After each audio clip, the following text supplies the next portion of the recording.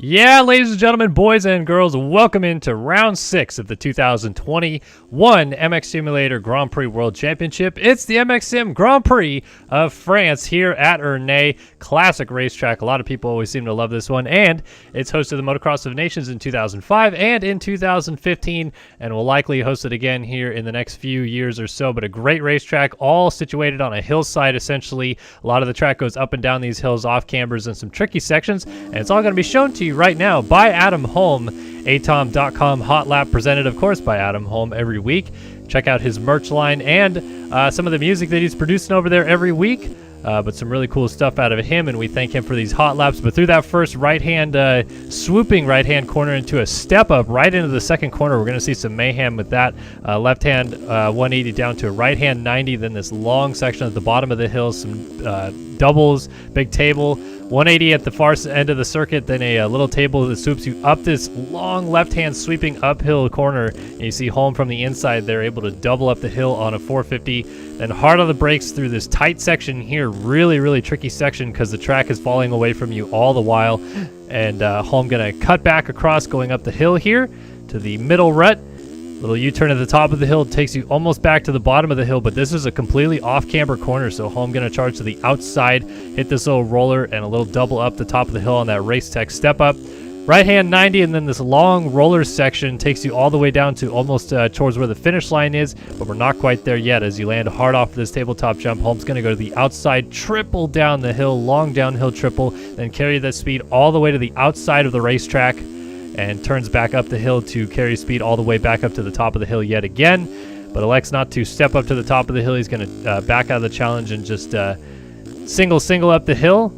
Little split section here, two off cambers and a downhill before the finish line jump. It's a floater table down the hill, then a left-hand 90 brings you down by the mechanics area, hard on the brakes one last time into a right-hand 180, and that is a lap here tonight at Ernee in France. Well, thanks again, guys, for joining us. Of course, Kellen Brower here in the booth doing the duties, as always, with the broadcast. No Andrew Wood tonight, but he should be back on Wednesday night for the MX Simulator broadcast from Spring Creek. We're looking forward to that. But we're here for the MX Simulator Grand Prix of France, round 6 of 12 in this 12-round Grand Prix championship season. So we're at the halfway point tonight, and a lot of different things to talk about in the championship scenarios for both classes. But before we do that, let's go ahead and talk about our qualifying times that got us here to the here in the first place. And it was Matthias Janis at the top of the boards there. The number 130 goes on a 135.71 over Braden Carter, Tyler Lang, Caden Speck, and Jacob Hubbard. Interesting to see our defending world champion Alexis Leclerc down in P9 and a little over 3 seconds off of the pace of the top times there. I'm sure we'll see him turn it around a little bit later on in the evening. But as we go over to the MX2 side of things, Trent Adams has qualified fastest in MX2 tonight, but only by a couple of tenths there on Rasmus Balzer, Daniel Irvine, Luke Sullivan, and Jack Gatlin round out your top 5. And looking for Payson Johnson. I'm not seeing Payson Johnson on this list. And wow, we have quite a few 250 riders out there. Maybe I just completely missed him. And I don't think I see him. Let's get one more refresh and make sure I'm not missing him. I do not see Payson Johnson. That is going to throw a knife in the plan, if you will. I guess I could, whoops. Nope, not that. Johnson? Nope. How about Hunt, second in the championship? Yeah, Cooper Hunt's here tonight, 20th fastest. As we look at our championship standings, though, here is the MX2 standings. Cooper Hunt, Payson Johnson at the top, but no Payson Johnson in qualifying. Oh, okay, so we've got information in chat coming in. Payson Johnson suspended for a round, which I assume must be from the penalty given that would relate to his protest at Redbud, I'm assuming. So does that carry over for this round as well? But yeah, no Johnson tonight. So Hunt going to look to take the points lead back away from him. He is only 19 points down there in the championship compared to Johnson. So he just needs to score 19 points tonight, and he will have that red plate back. Let's take a look at our MXGP class standings real quick. Here's Leclerc with a 21-point lead on Tyler Lang, and those two have definitely separated themselves from the pack. But it is Magnetti third, Janis fourth, and Holm inside of the top 5. Let's take a real quick look actually at the protests and see what came of it. in that situation. Yeah, so here we go. Nathan Prin, Payson Johnson, and we all know the situation.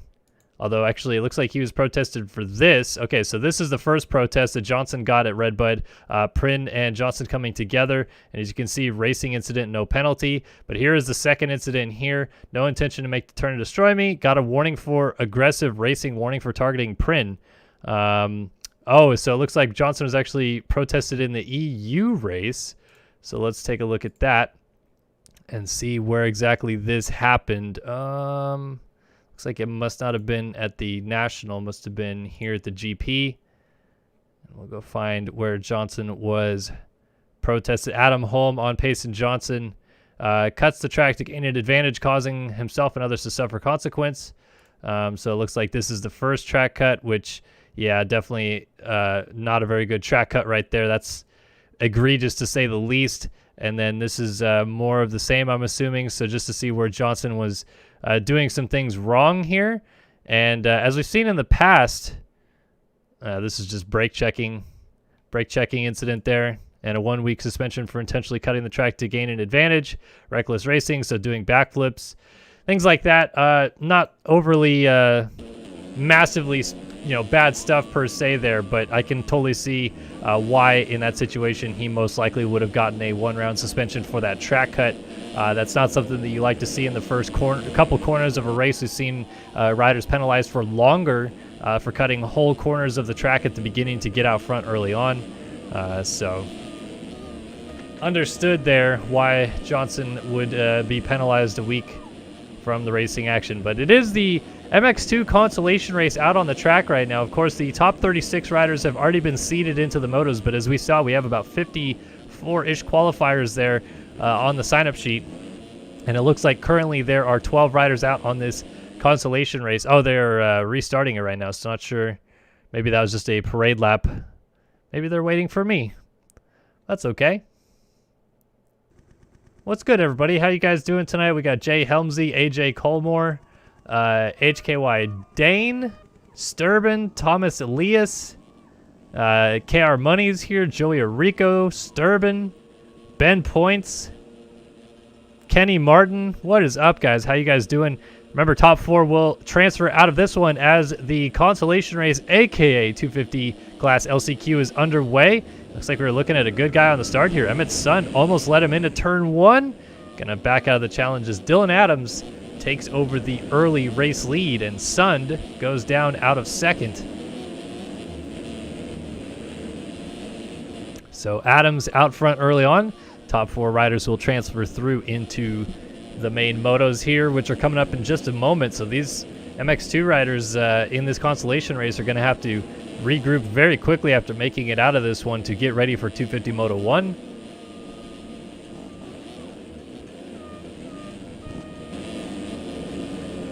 Oh, Chris Poston here says go Flemdog. Absolutely go Flemdog, because that is the Wilson Fleming, Team 2 Dope, whose skins I apparently do not have. Apologies there, Flemdog, but that is the real Wilson Fleming out here giving it a go in the MX2 class. Currently outside looking in, though, as we saw a lot of riders up ahead of him. Good battling going on up the road, though. We got Colby Ewell side by side there with Will Clark, Joey Bradstreet, all mixed together. I think these guys are still on the very edge of transfer. It's Adams, Saulnier, Novak, and Clark in the transfer spots right now.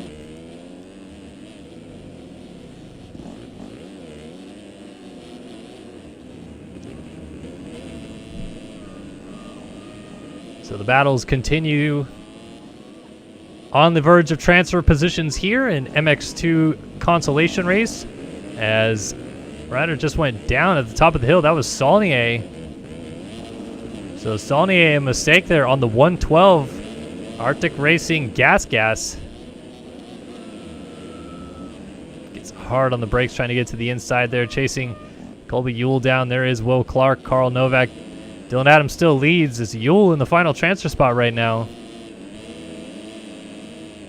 And if these guys start battling amongst each other, got to keep an eye out for riders coming from behind like Joey Bradstreet, Jacob Kingsfield, and Emmett Sund.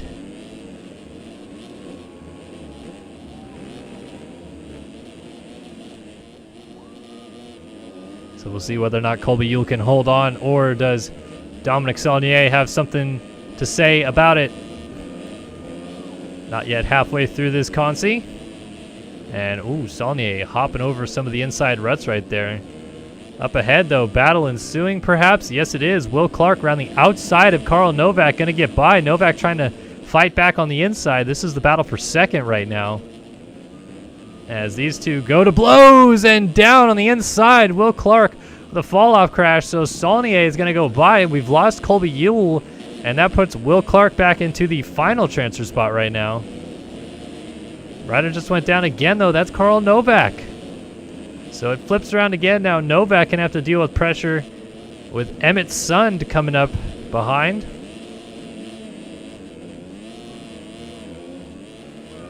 Then you got Colby Yule, Jacob Kingsfield, Joey Bradstreet, Chris De Silva, Wilson Fleming back here a little ways off, Christian Watson, and unfortunately Joe Wagner has called it a race here. He is not going to finish this one.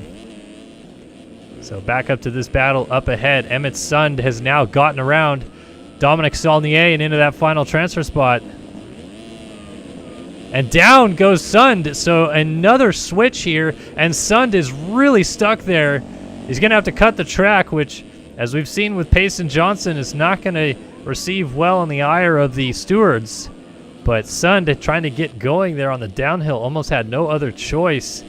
And Saulnier goes back into the final transfer spot.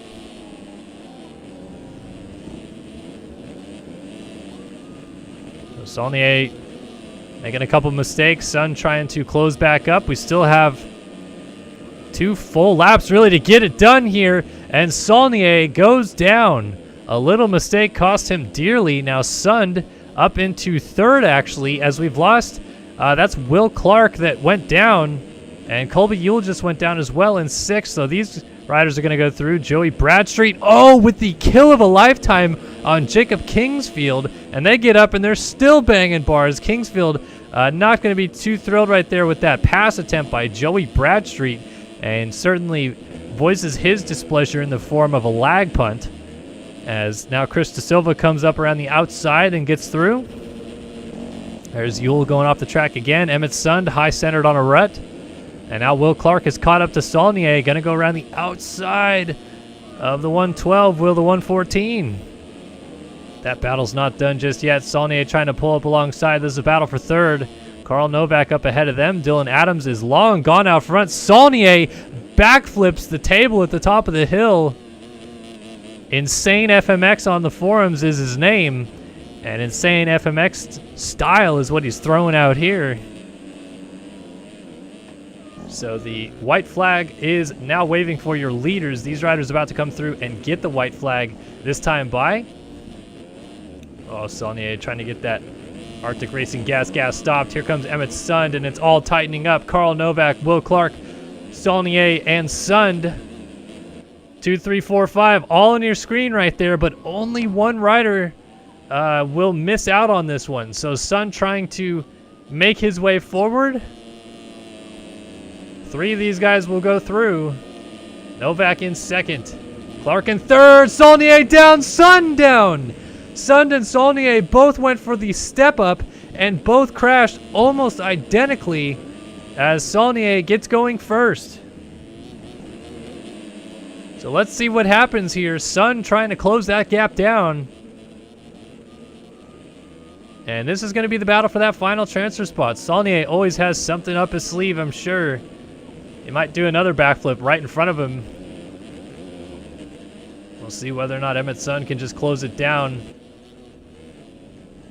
Not quite in there just yet to make something happen. Gonna blow the rut. Saulnier able to get stopped into the inside. This is a very unique track than ones that are typically raced on this circuit, because you don't see guys really struggling too much to get into a rut. But a mistake there for the 156 of Novak, and Sund goes by into the final transfer spot. Your winner up front, that is going to be Dylan Adams. Clark now second, Sund third. Novak goes to fourth as Saulnier spun at the bottom of the hill. Slides back to fifth. We're going to have a couple more corners to go to decide this one, though. See if Saulnier throws another backflip. Yes, he does. And he lands it, but he almost went off the track. So Novak at the bottom of the hill just has a few turns left to navigate. Easier said than done, though, as finally second place comes through.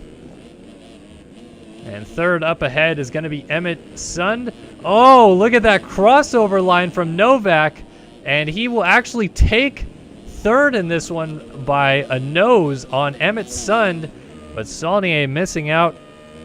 Going to be headed back to the hauler along with Colby Ewell, Chris De Silva, Jacob Kingsfield, Wilson Fleming, Christian Watson, Joey Bradstreet, and Joe Wagner. So we will wait for Watson to finish. Good to see Wilson Fleming out here, though. Always like seeing the IRL pros given their go here in MX Simulator. Of course, we've seen the long-standing list of riders like Jeremy Smith, Matt Burkeen, Hector Asuncao, and obviously more recently Nick Tomasunis getting into the mix as well. But Fleming not going to make it into the main motos tonight. We'll end up 9th in this one. And Christian Watson brings it home here in P10 as we wait for those cuts to come in to see if anything changes. My guess is not, and indeed it does not. In fact, Watson down here in 10th was the only rider that had cuts at all. So it is Sund, Novak, Clark, and Adams going through into the main MX2 motos.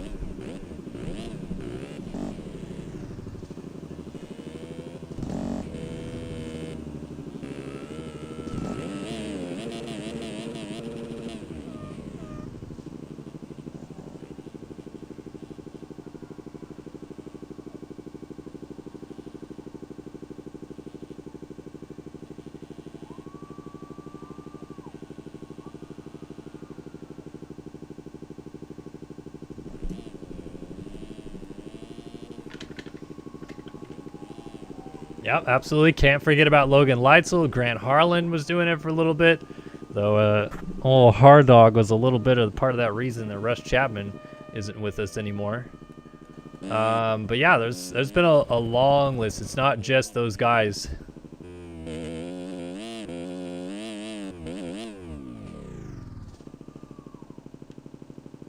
All right, looks like they're getting those MX2 races set up. There we go. There is our moto list, and obviously the big omission here tonight is no Payson Johnson after receiving a 1-round suspension for his antics in the EU race.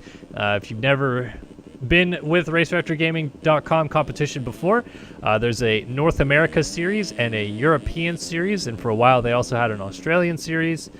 Just to accommodate all the different time zones. Obviously, riders like Lexus Leclerc, Nathan Prin still do race the North America series, even though they are currently, located in France right now. But in that case, obviously, they have to stay up until 2 or 3 in the morning to even start the races, and usually are done by the time the sun is coming up in France. So that's commitment right there. But obviously, for some of the American riders, you can't race the European time zone, which would be around midday in the USA on a weekday. So some, those riders would be in school or at work and can't race them all. So it's always been tough, a difficult challenge, I would say, for Race Director Gaming is to try to find the right balance for when everybody can make it. It seems like the MX Simulator of Nations specifically is the one that always falls on a weird day at a weird time. There was one year where it was like a 6 a.m. start time for the U.S. guys. There was one year where it was a noon start time for the U.S. guys, but then it was like a 6 a.m. start time for Australia. And then there's one that was really, really late for the U.S. guys, but then it was like bright and early for the European riders and mid-ish day for Australia. So it's always jumping around.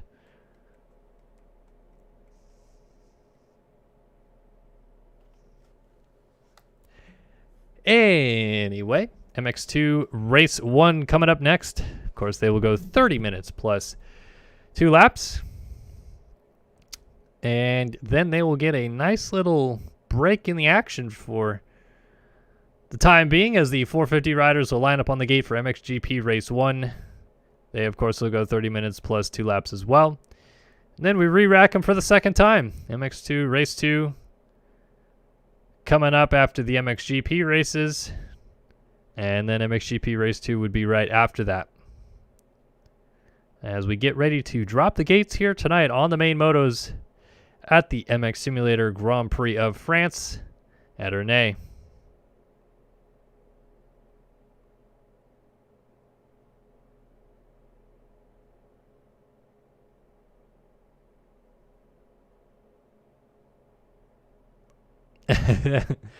Old Dom Saulnier up in here in chat saying that hope we like the flips. We definitely did enjoy the flips.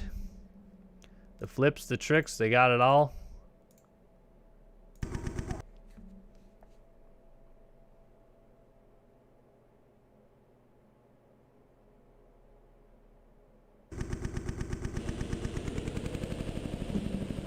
So here are the riders on track, ready to do battle here. As let me make sure I got the proper moto name set up here. Pop that down, block those off.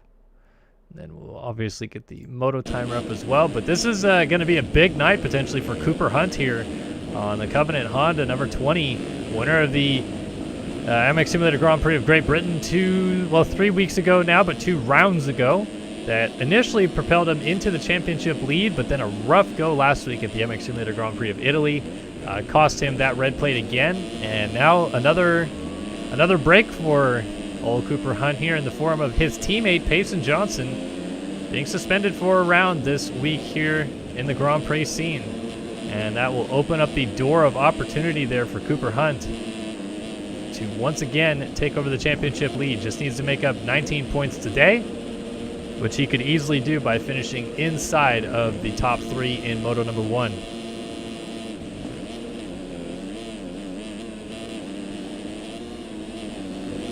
So just about ready to go. These guys out on their parade lap. There's Luke Sullivan, winner of the first Grand Prix of the year. And it is time to drop the gate here at Ernee in France, round 6. Of the 2021 Race Factory Gaming MX Simulator Grand Prix Championship. As we wait for these guys to load in, who are we going to take a look at on the start? It's going to be a good question. Someone down the inside, perhaps. We'll check it out as we get ready to drop the gate here. MX2 Race 1, 30 card goes sideways. The revs are up, and the gate is down here at France. Not a great start for Manias, who we're looking at. It's actually going to come out of the inside. It's one of the Cowies, one of the atom.com Cowies, I think. It is going to be Brandon Nygren on the 150, actually the number 50 here in the GP scene, getting the whole shot. He's got Jack Allen right behind him, Luke Sullivan on the 11. He's also in the mix. But it's Nygren leading him through at the bottom of the hill. He was side by side with his teammate. I believe that was Seth Shirley coming into the first turn. Around the inside, Nygren leads. Gatland right there. And moving up into third is Liam Atkinson. Now moves into second. So the 241 CV machine is on the move on this opening lap. And boy, oh boy, he's wasting no time. Already closing up on Nygren. He's going to try to go for the lead on this. Losing a little bit of traction there. And now Nygren makes a mistake. So this is going to be Atkinson's opportunity almost as he nearly pulls up alongside. Got the 37 of Logan Leitzel trying to get down the inside as well. Multiple lines coming into play. And, oh man, are we going to have dualies? No, everybody kind of straight out. Leclerc's off of the table. Outside, tripling down the hill. It is Seth Shirley that's right there as well. So Shirley must have just missed out as he slid off the track. And Nygren, his teammate, grabbed that Race Tech Whole Shot Award. Nygren to the top of the hill. A mistake. Atkinson up the inside. Going to take over the race lead before the first lap is over. No crossing over in the split. And Atkinson going to lead him down as Gatland got to the inside. And it's Atkinson leading from Gatland at the end of lap 1.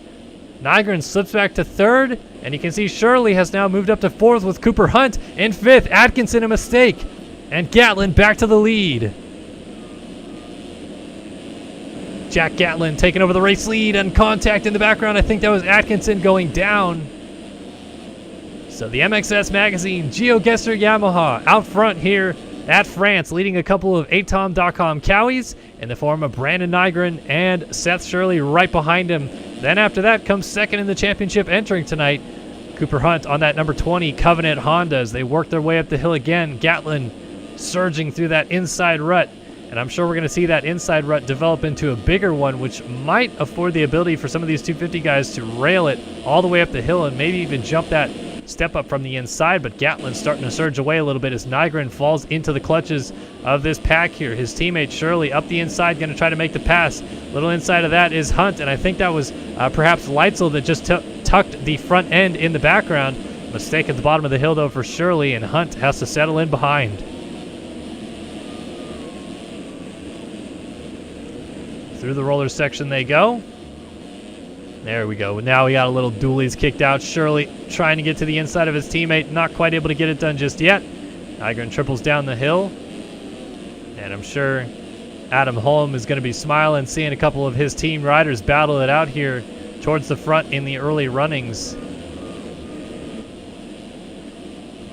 So they're still chasing Jack Gatlin, but Gatlin has just gone down from the race lead. So the 369 Yamaha going to have to right the ship. He's going to cross over the split, but I think that was just to get moving up the hill. Also down, Seth Shirley. So Shirley on the exit of the split goes down as well. Closing up behind him, his teammate, and your fastest qualifier, Trent Adams, on the number 43 Atom.com Kawasaki, going to get around.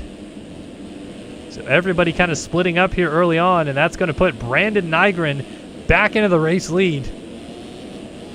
Cooper Hunt was right behind him, but must have made a little mistake because he's lost touch with him. Then Gatlin gets up from his crash, still in third. There is Leitzel, who had that small tip over, side by side for fourth with Adams.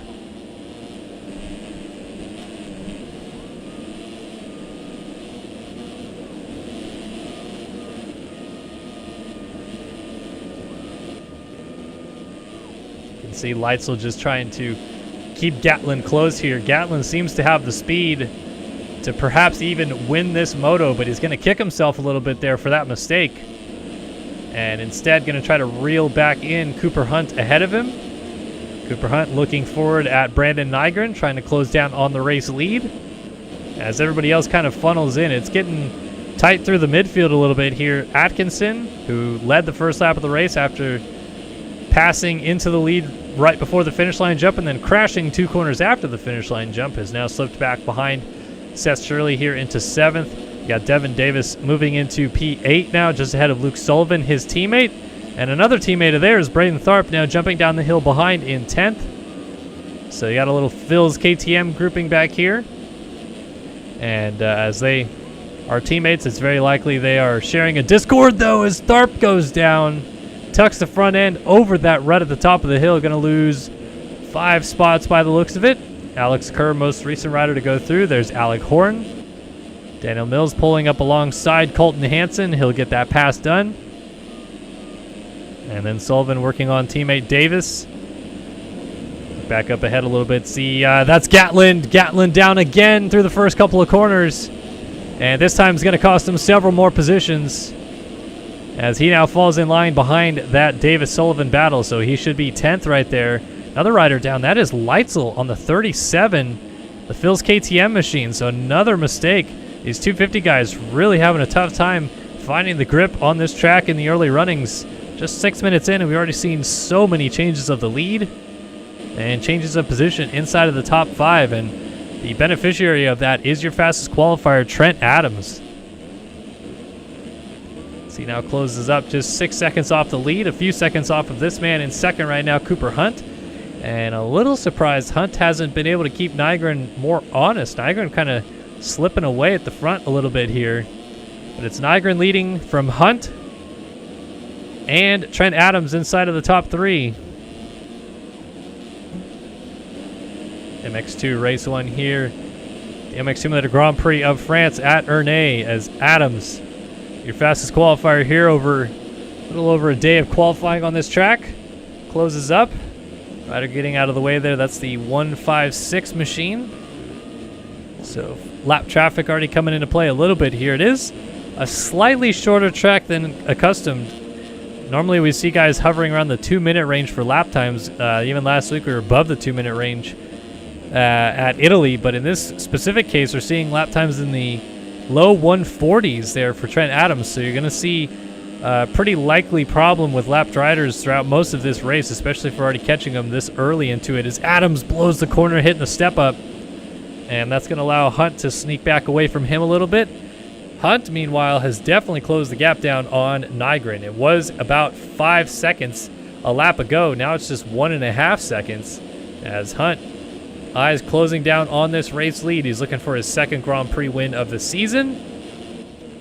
But more importantly, where he currently sits right this second is provisionally in the championship lead. Only needs to gain 19 points on Johnson this moto, and is currently doing so with 22 points gained in this second position. But I'm sure he would love to catch Brandon Nygren and win this moto. Not out of the woods yet, though, with Trent Adams trying to close up from behind. Seth Shirley has now moved back into fourth. He's just ahead of Luke Sullivan. Sullivan on the 11 appears to be the man on the move here throughout the top 10. We saw him first off in 9th behind his teammate Devin Davis, now trying to work on 4th. And he's bringing Liam Atkinson on that 241 CV machine with them. Whoa, they nearly come to blows there. Sullivan's going to go inside, and they're both going to double down the hill. Then it's a drag race to the bottom. Atkinson backs out of the challenge, and Sullivan just gets that Phil's KTM stopped at the bottom of the hill. Atkinson again shows a peak on that inside route at the top, but nothing doing just yet, and Sullivan absolutely rips through the split section there and closes right back up to Seth Shirley once again. So a hot and heavy battle for 4th is going on, but now a battle for the lead is most certainly about to brew. Nygren has Hunt breathing down his neck, and it seems like that gap has been slowly but surely coming closer and closer throughout this last lap. Already on lap 6, not even 10 minutes into this moto. Just gives you an indication of how quick these lap times go by, but Cooper Hunt all over your race leader Brandon Nygren here on this 6th lap of the race. Little mistake though, that will cost him.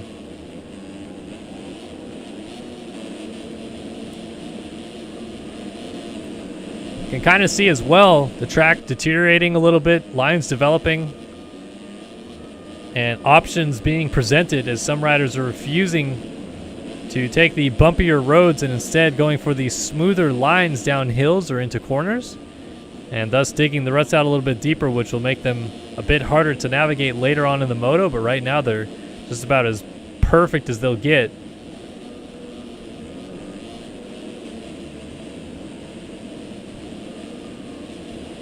Nygren just dealing with all kinds of pressure here from Cooper Hunt, and now Hunt down off the track at the bottom of the hill. Fortunately does not go down off the bike, but does lose some time. And I'll tell you what, Luke Sullivan has caught this group and caught it in a hurry.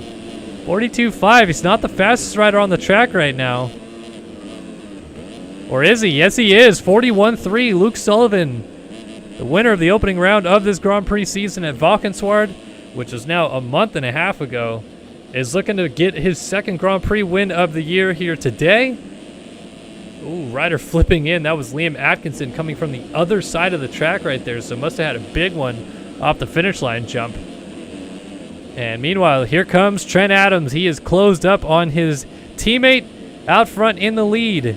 Nygren, Adams, a couple of atom.com cowies battling it out with Cooper Hunt right behind. A little bit of dualies off the race tech table. You can see Hunt trying a different option. Will he step up the hill? No. Adams swings wide, then turns to the inside here, but not close enough just yet. So everybody funnels to the outside yet again. And you can see Hunt still lurking there in the background. A mistake nearly for Adams through the front door. And boy, oh boy, Luke Sullivan has most certainly caught this group in a hurry. I think Adams is realizing how quickly Sullivan's got here and wants to go to the lead, and he does, because a mistake for Nygren puts him off the track, moves Adams to the lead, moves Cooper Hunt into second place. And here comes Sullivan trying to get into third. Down the inside at the top of the hill, trying to shut the line down, but Nygren's going to triple down to the inside.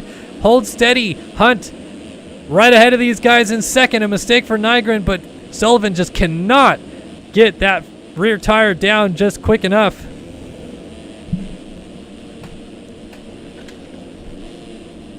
So you can see the front four still nose to tail here. Sullivan almost alongside Nygren coming down to the finish line jump. But a new leader here on to lap 8, and it's Trent Adams, the number 43 Atom.com Kawasaki, fastest qualifier here tonight. And is this going to spell disaster for the rest of the field trying to win this moto with the fastest rider on the track out front? Consistency going to be key, though, over this long race. The track going to break down quite a bit.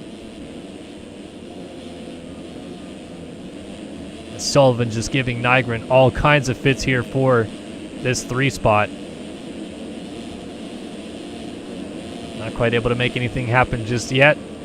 And some of these sections of track, it really just becomes more or less one line. Here's Sullivan trying to jump to the outside, and Nygren goes defensive and puts Sullivan on the ground. It was a little overzealous, though, for Sullivan to try to jump into what was a closing door right there all the while, but still had to go for it, and it does not pay off. So now he falls behind Seth Shirley and Rasmus Balzer, who reportedly is the fastest rider on the track, 140.1, 141.2 last time by.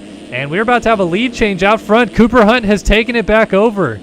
A mistake for Adams has cost him. Got lapped rider of Emmett's son getting in the mix there as well. He's trying to stay out of the rider's way, though, as off the top of the hill, Nygren jumping down the hill in third. But there is the distance between our leaders. Hunt to the left at the top of the hill, right ahead of Adams. And this is going to play into Sullivan and Balzer's hand, really. Well, Sullivan looks like he got back around Balzer, so I'm not 100% sure that the Dane didn't go down somewhere.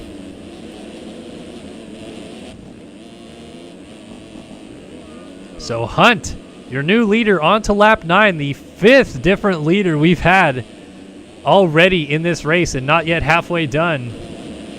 The action frantic here at the MX Simulator Grand Prix of France, and Cooper Hunt looking to maximize his points haul today. Trent Adams going to be right there behind him, though, looking to pounce on the opportunity, as will Brandon Nygren, who led much of this race to this point. And now Luke Sullivan has made his way back into 4th. Here's Alex Kerr in 5th. Seth Shirley back to 6th. Alec Horn 7th. Balzer was down again in 8th, so Atkinson goes through, and there is Balzer. So Rasmus Balzer, clearly fastest rider on the track, but again, running into some of the problems we've seen out of the number 50 machine this year. And that is consistency. Just cannot stay off the ground even as fast as he's going. Battle for second was materializing for just a moment there, but is now separated.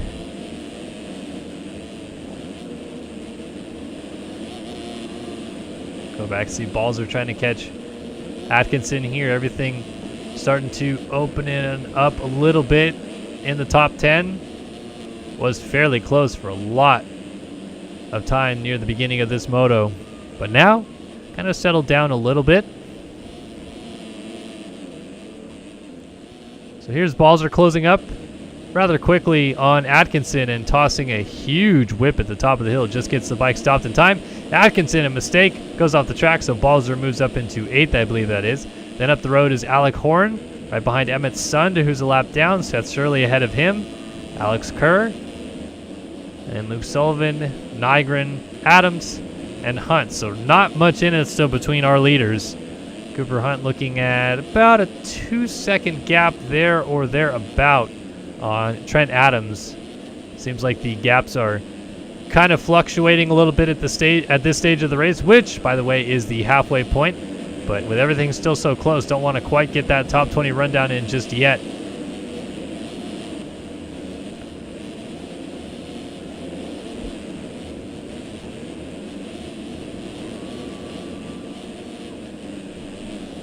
Adams trying to keep Cooper Hunt honest ahead of him, but it seems like Hunt has picked up the pace since he's gone into the race lead, and Adams has tried to respond to that. 44.1, 43.6. So sign of the lap time showing half a second in it there for Hunt every lap.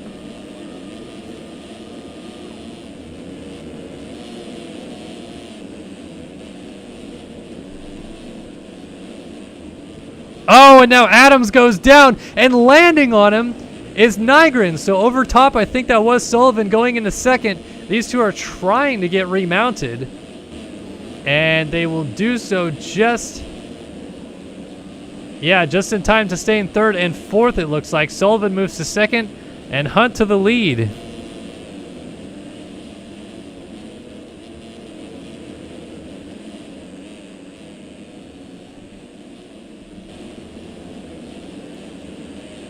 So it's Cooper Hunt out front. And now would be a good time with the field separated a little bit to give you guys a top 20 rundown. This one brought to you by R Jerky. Head over to eatrjerky.com. That's EATRJERKY.com. Use that code SYS20 for 20% off your order.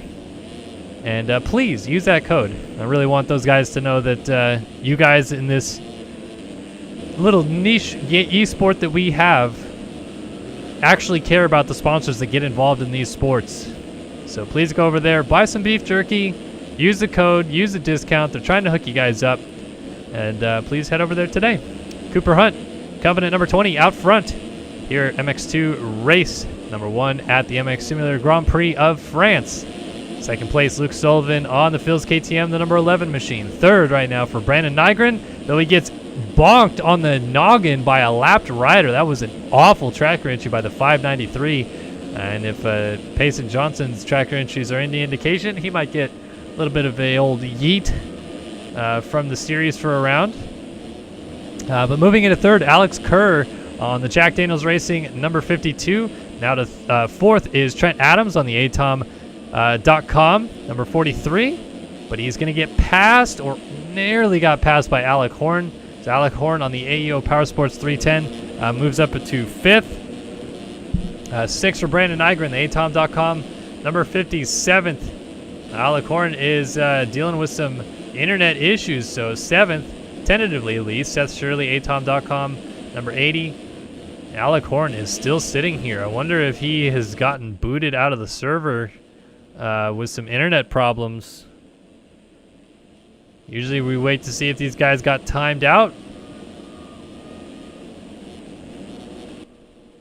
And still nothing there from Alec Horn. So we'll go back up ahead and figure out where we were. So here's Adams fourth, Nygren fifth, Shirley sixth. Rasmus Balzer is now in seventh on the motorsport.com, number 50. Eighth is Alec Horn, so he's back. Finally back again on the 310 AEO Power Sports machine. Ninth for Devin Davis on the Phil's KTM, number 27. And 10th, his teammate on the 37 is Logan Leitzel. 11th for Jack Gadlin on the MXS Magazine GeoGuessr Yamaha. The 369 machine runs in 11th. 12th, number 14 of Daniel Mills on the Jack Daniels Racing Husqvarna.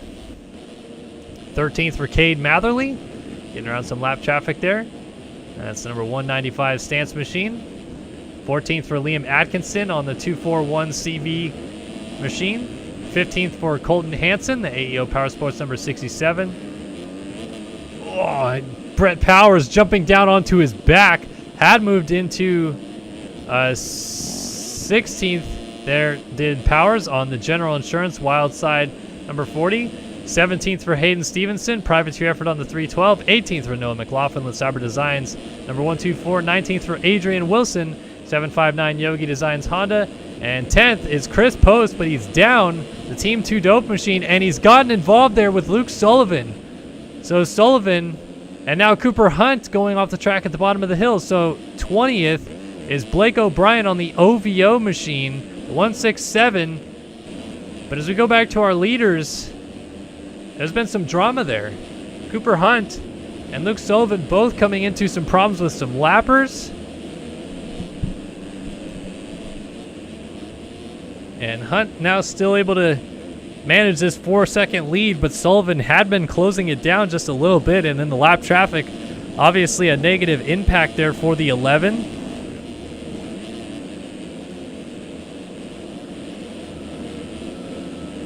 And it seems like Hunt is still getting balked by these lappers a little bit. It's becoming a problem.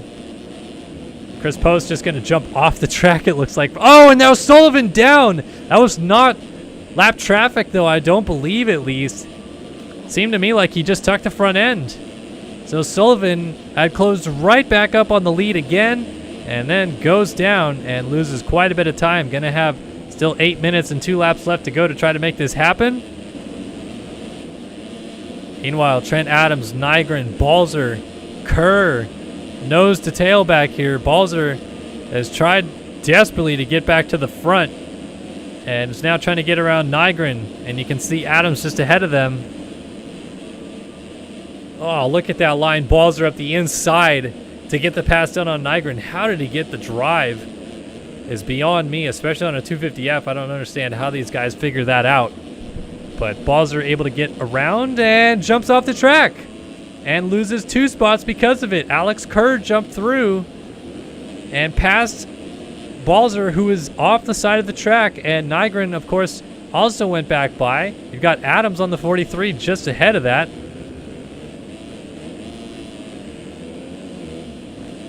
So it continues to flip-flop around a little bit. And here is Balzer. I thought that was maybe him going down in the background. Now Kerr and Nygren are down together. And Balzer is going to slide through. There goes Alec Horn. Oh, now Kerr, another big moment at the bottom of the hill, goes down again. And that is really going to negatively impact him here. So here is Adams all alone in third now. Sullivan second. Has reeled in Cooper Hunt quite a bit this last lap after his crash. He was about 10 seconds down, now just 3 seconds down. And Sullivan, you can see what the track looks like from his perspective. The ruts are definitely starting to get carved out a little bit more throughout the racetrack. So Sullivan pushing the envelope to the outside, just trying to keep the bike on the track, metering the throttle. Another outside line here, but it's getting dug out a little bit, so you're going to see guys really fighting for traction up the hill because it's not quite the same embankment as they used to kind of turn off of. Sullivan landing off the side of the track a little bit like we saw with Balzer. Down to 2.5 seconds, so battle for the lead is definitely going to be brewing here before long. Cooper Hunt might be a bit of a sitting duck as Sullivan has been charging forward throughout much of this race. But he's only got 5.5 minutes plus 2 laps to hold on, and another problem with lapped riders in the split section. Seems like that split section is really hampering the lap traffic, and Sullivan negatively impacted by it again. He was on his way to looking like he was about to do another 141 compared to a 143.9 out of Hunt. And another problem, and now Sullivan down again. And Adams down out of third. That's going to put Balzer into third place. You got Adams getting on the track in fourth, just ahead of Alec Horn. Now Alec Horn up the inside, getting it around Adams, so it's kind of turning into a bit of a crash fest here. Riders are struggling to stay on 2 wheels on this track as the conditions worsen throughout the moto. And what was just a few second lead for your leader, Cooper Hunt, has now turned into a 17-second lead with 4.5 minutes and 2 laps to go.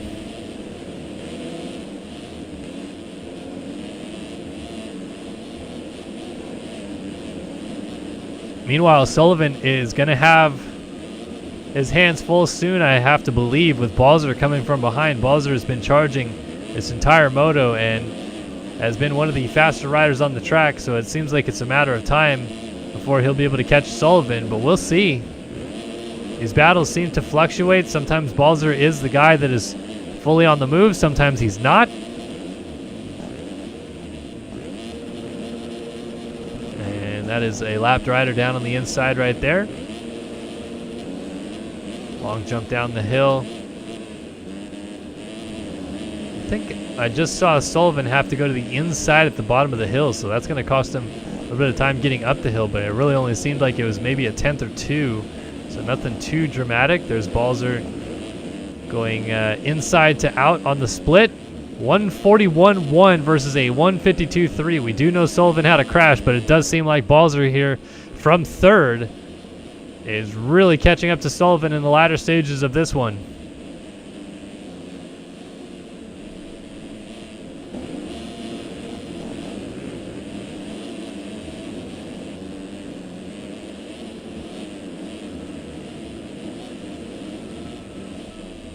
So what is going to happen here?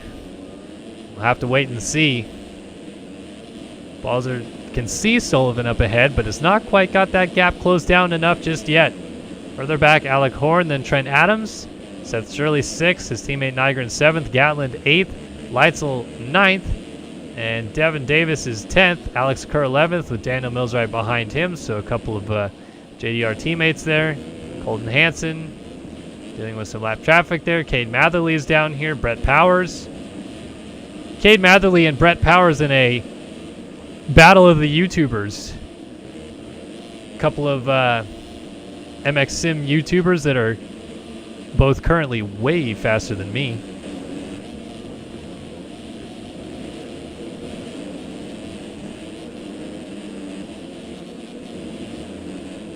Now here we go. Balzer has caught Sullivan, and it didn't take too long at all.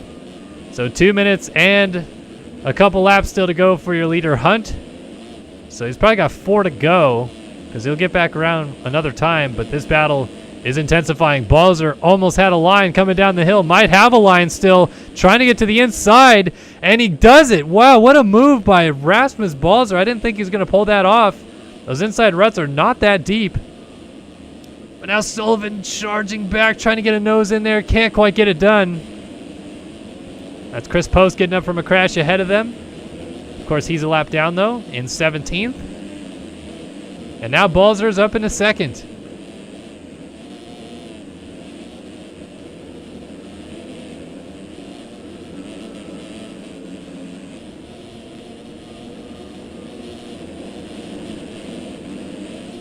So Sullivan trying so hard to charge here and keep Balzer close, but Balzer so fast. Every single week we see him, he's putting down ridiculously good laps. And if you catch him at the wrong part of his moto, he is easily going to blitz by you. Problem with him, though, is there's basically no off switch. Doesn't seem like he's too good at settling into a comfortable pace. He's either all out or nothing.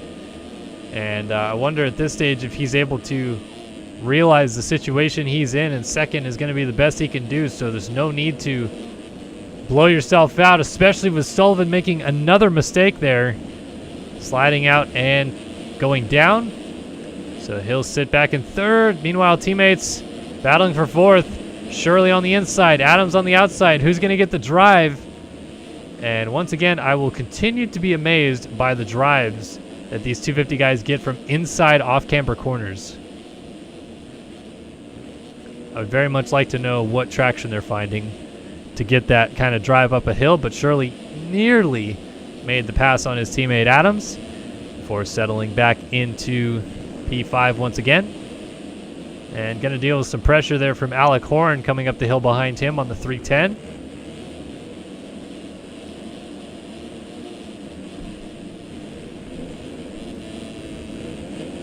Outside to in for the atom.com Cowies. Inside to out for the AEO Power Sports 310 of Alec Horn behind them. But this is a good close battle. Could go any way for any of these riders. Horn could pass them both. Shirley could pass his teammate Adams ahead. Adams could sneak away from these guys. Just never know. But time has expired. So 2-lap board should come out this time by, I think. Yeah, Hunt coming this time, as this battle remains very close for 4th. Really a battle for 5th right now, though, that we're watching. Shirley in 5th, inside. Alec Horn trying to get by. Horn on the 310, going to get stopped for that inside rut.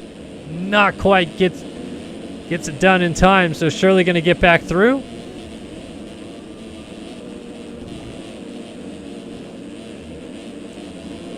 Oh, look at that inside move, though, for Alec Horn to get it done. But Shirley was so good on this inside line last time.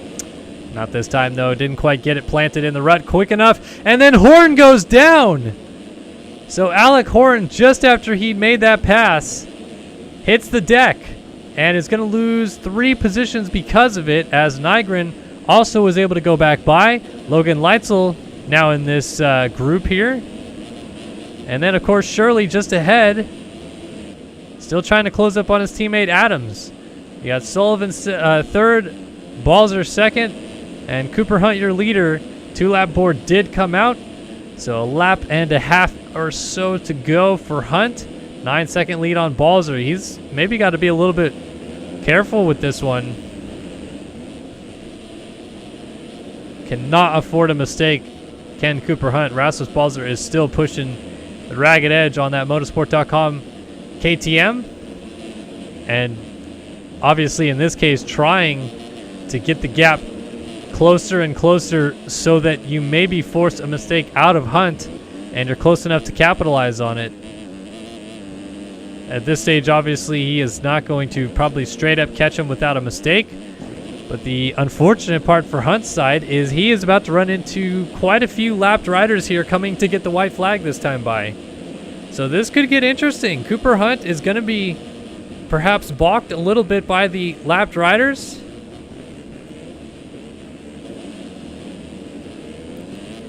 And instead, going to have some guys closing from behind. That could make this one close. Balzer is going to try to catch him here on the last lap, though. White flag is waving at Ernee. Hunt looking at a 6-second or so lead there on Balzer. 6.8. Balzer pushing the pace. Front flips and down. So there it goes. Hunt can now definitely settle into a pace and win this moto. Doesn't have to worry too much about that lap traffic. Balzer gets up still in second, of course, and then Sullivan third. There's Adams fourth, side by side for fifth, up the hill. Seth Shirley inside. Outside is Logan Leitzel. Turns to the inside for Leitzel, but let's see if he switches up his line. Goes outside again, outside to in. Shirley inside to out. Works out in the favor of Shirley to this point.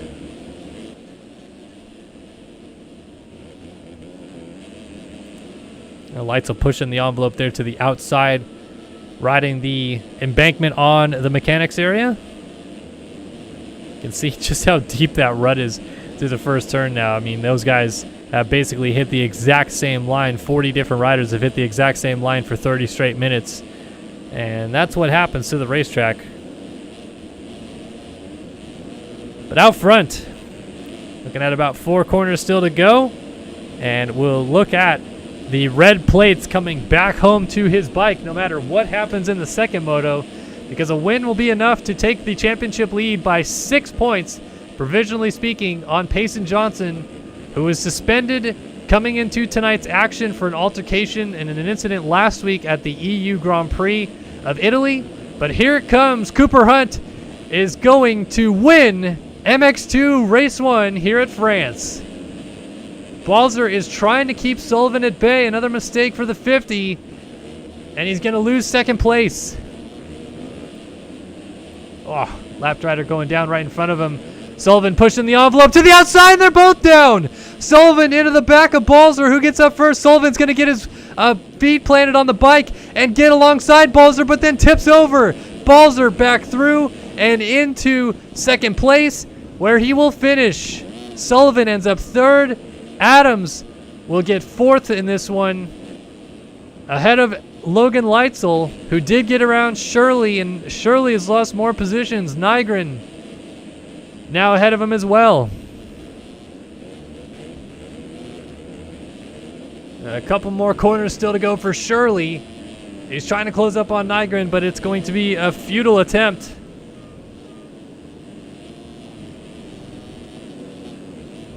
As he goes down right at the finish line jump there. And you got Logan Leitzel.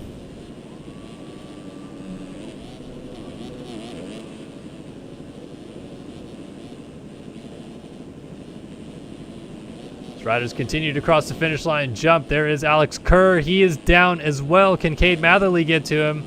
Daniel Mills already finished 9th. Kerr trying to get going to get the finish line jump and sliding all over the place. Will get 10th though. Matherly just misses out there. In 11th, Colton Hansen. Going to get 12th in this one. Davis down in 13th. And Gatlin down as well. A couple riders trying to get going. Davis will get going first.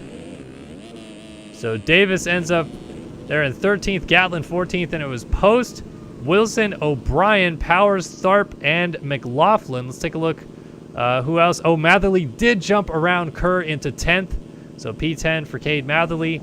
But the rest stays the same as Cooper Hunt wins MX2 Race 1 here at France.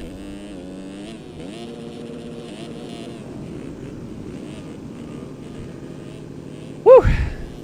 Crazy race there, though. That was a lot of fun. Back in studio here, Kellen Brower, getting ready to bring the action in MXGP Race 1 here in just a moment. Actually, let me quickly make sure I get this moto name correct. It's going to be 450 Moto 1 next. Oops, that's not what I want. I want that. There we are. And back to our intermission screen here as we wait for things to load. So how's everybody doing tonight? 132 live viewers. Hopefully you're having a good time. Brady White, Jay Helmsy, Hilton Newman, and Devin Davis. Super chats, $5. Maybe the roughest track of all time. Yeah, I mean, that's what happens when you guys do 21 laps with 40 riders on the track. Definitely quite a lot of degradation on the track right now, that's for sure. By the way, we just made a TikTok account. I don't know how many of you guys are interested in TikTok. But if you want to follow us, I'll go full screen here so you can see our page. But this is our TikTok account now. Don't know if it's going to show it or not. Come on. Adjust camera. You can do it. There we go. So if you guys want to follow our TikTok account, we'll follow you back right now. Do a little follow spree on TikTok. Follow us, we'll follow you back. Because why not? Some people like that stuff, like the reels and stuff. We also do Instagram reels on our Instagram page. Follow us there if you haven't already followed us. The links are in the description. But yeah, we're gonna be posting some stuff on our TikToks now. So hey, get involved. We'll follow you back.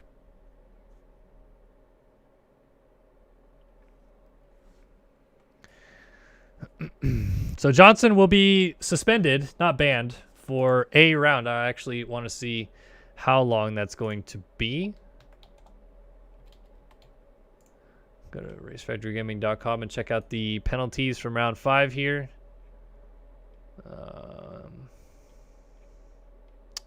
Where is it? So here it is. 4 different incidents, and then the verdict. 1 week suspension for intentionally cutting the track to gain an advantage. Warning for reckless racing, warning for targeting. So this is essentially the move that Johnson is banned for right here, is this cut. I mean, you can't do that on the first lap of the race while in, I mean, what place is he in? He's in 1, 2, 3, 4, 5, 6th and goes right to the lead. So this is about as egregious as a cut gets, and then gets into, I think that's Adam Holm right there. But that is currently why Payson Johnson is not racing here tonight. Hi, Cole. I hear you're a big fan, Cole, so what is up? How you doing? Get us reconnected for the race in here.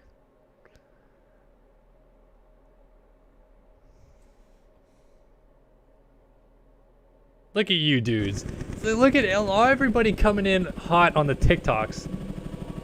I love it, dude. I love to see it. All right, let's follow you guys all back. Make sure I don't miss out anybody. Follow spree.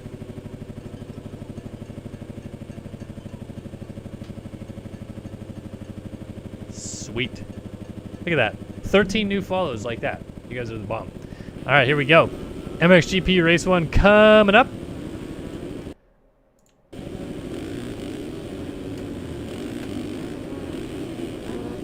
Let's see what happens in this one. This is going to be very interesting with Leclerc not qualifying well. He'll be fast regardless, though, no question about that. Tyler Lang trying to claw some points away from him, though. Jet Wisdom out here on the 99. Braden Castellaneta, Caden Speck. Matthew Grist, Austin LeBeau, Austin Bear, and there is championship leader Alexis Leclerc. I don't have a favorite MX Sim rider because that would just kind of be radically unfair. I feel like if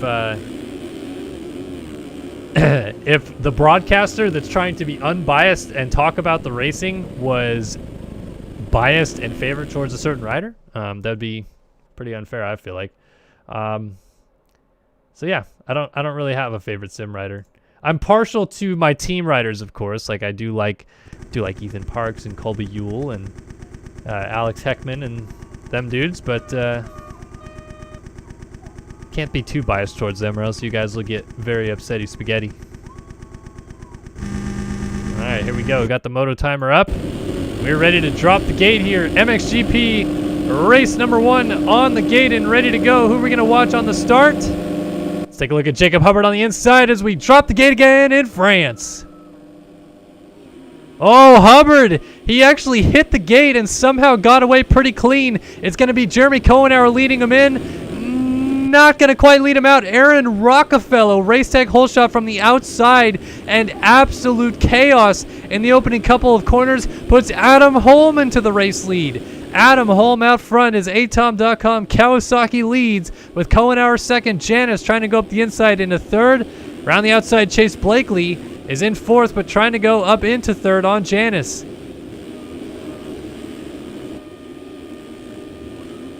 Drag race up the hill.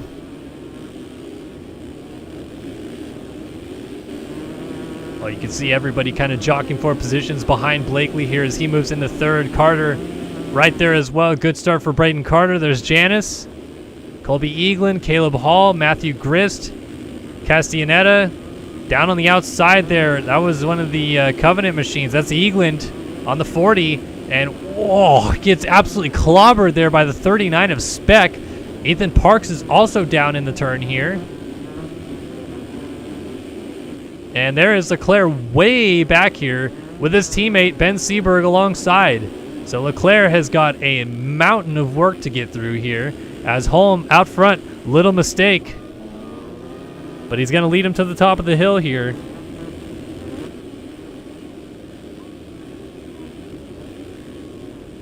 And Adam Holm is going to bring it down here and lead. Lap number 1 here in Ernee. Cohenauer second, Janice third. Carter now into fourth. Grist is in fifth. Caleb Hall, he is down. That puts Tyler Lang up into sixth. And a rider down again. That's Grist. Matthew Grist down right after the finish line jump. Several riders slicing and dicing through. Man, I still don't see Leclerc there in the background coming into the corner at the bottom of the hill. He has lost more positions, it seems. Where is your championship leader? He's further back of Seberg. There he is. Leclerc, lap 1 in the books, 24th. And with Lang and Holm both up the road, he is, as mentioned, got a lot of work to do here.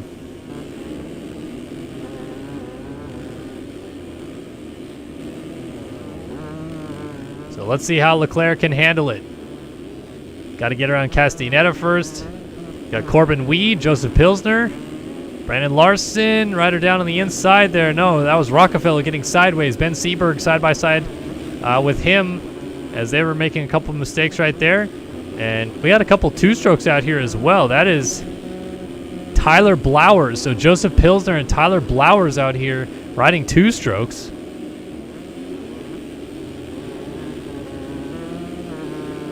And Caden Speck going to go through. Meanwhile, Matthew Grist still battling with Austin Bear. Bear to the outside on his Phil's KTM. Going to lose that spot for the time being. Got a rider down. That's Caleb Hall. And he is in a tough spot here. And there's not much he can do with the whole field coming. He's trying to get it turned around, but he doesn't want to impede anybody. And he's going to lose a lot of spots because of it. So very unfortunate there for Caleb Hall. Jumping down the hill. Oh, I thought that was going to be a landed 360 there for Austin LeBeau. Man, it's all kicking off. Everybody's having some struggles here in the early runnings. We got guys high centering on ruts. But a change for the lead. Adam Holm has lost it. And now Carter is out front. Carter from Lang. Lang up to second. Blakely now third. Holm right behind him. And then Janice. So things seesawing a little bit here.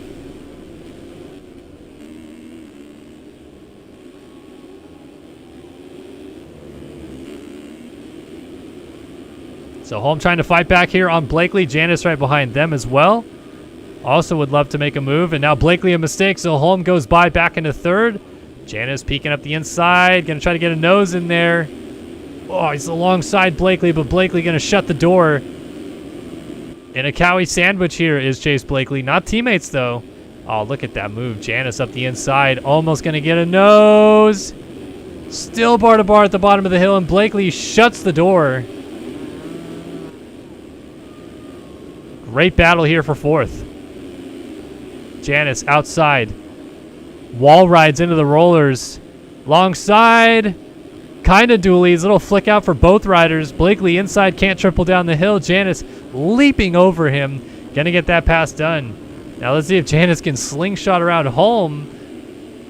No, not quite. Didn't get the traction at the bottom of the hill there that he needed. So these guys now are going to close up on Carter. Another change for the lead. On to lap 4 we go, and a new leader.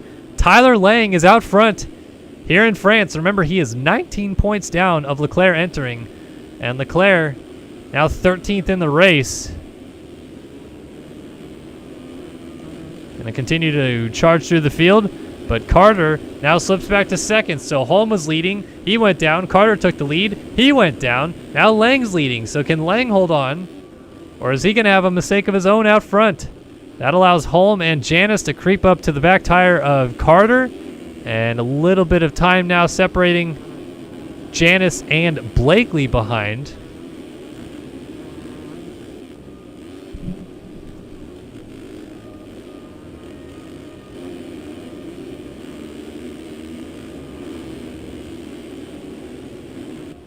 So Holm trying to keep close tabs as Carter goes down, and Janice is going to go to the inside of Holm, and now he goes down, and Holm very close. Almost has to come to a complete stop there as Janice yard sales coming down the hill. Now that's going to be a pass done and made for Carter. Here's Hubbard moving up into 4th now, and Janice back to 5th just ahead of Caden Speck.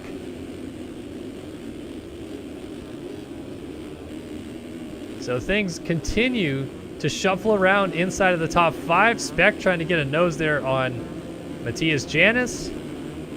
Doesn't quite get it done just yet, though.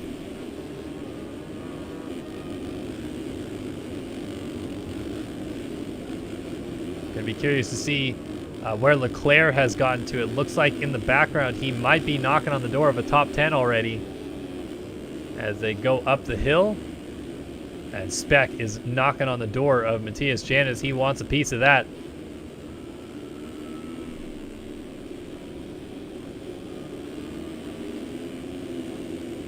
Thank you for the correction, KR. I'm, as usual, probably wrong about the points because I can't math. So I probably thought 21 was 19 because 9 plus 10 is indeed 21.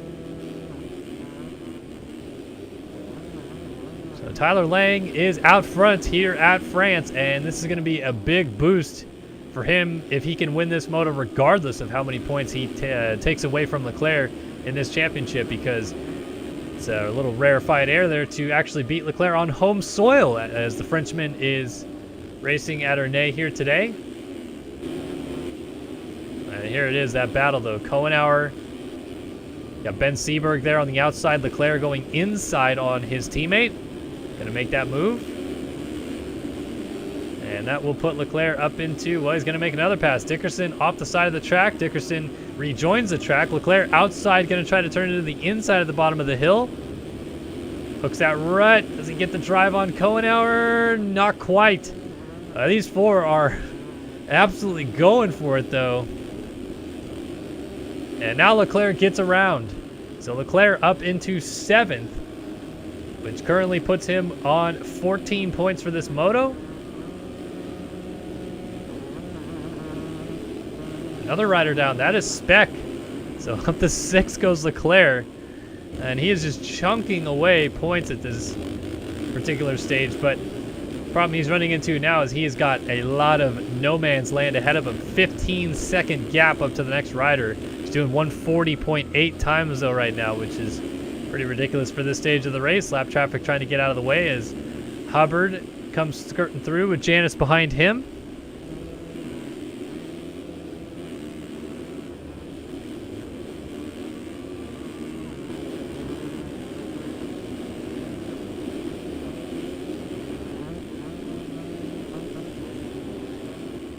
Janice is going to be right there behind Hubbard.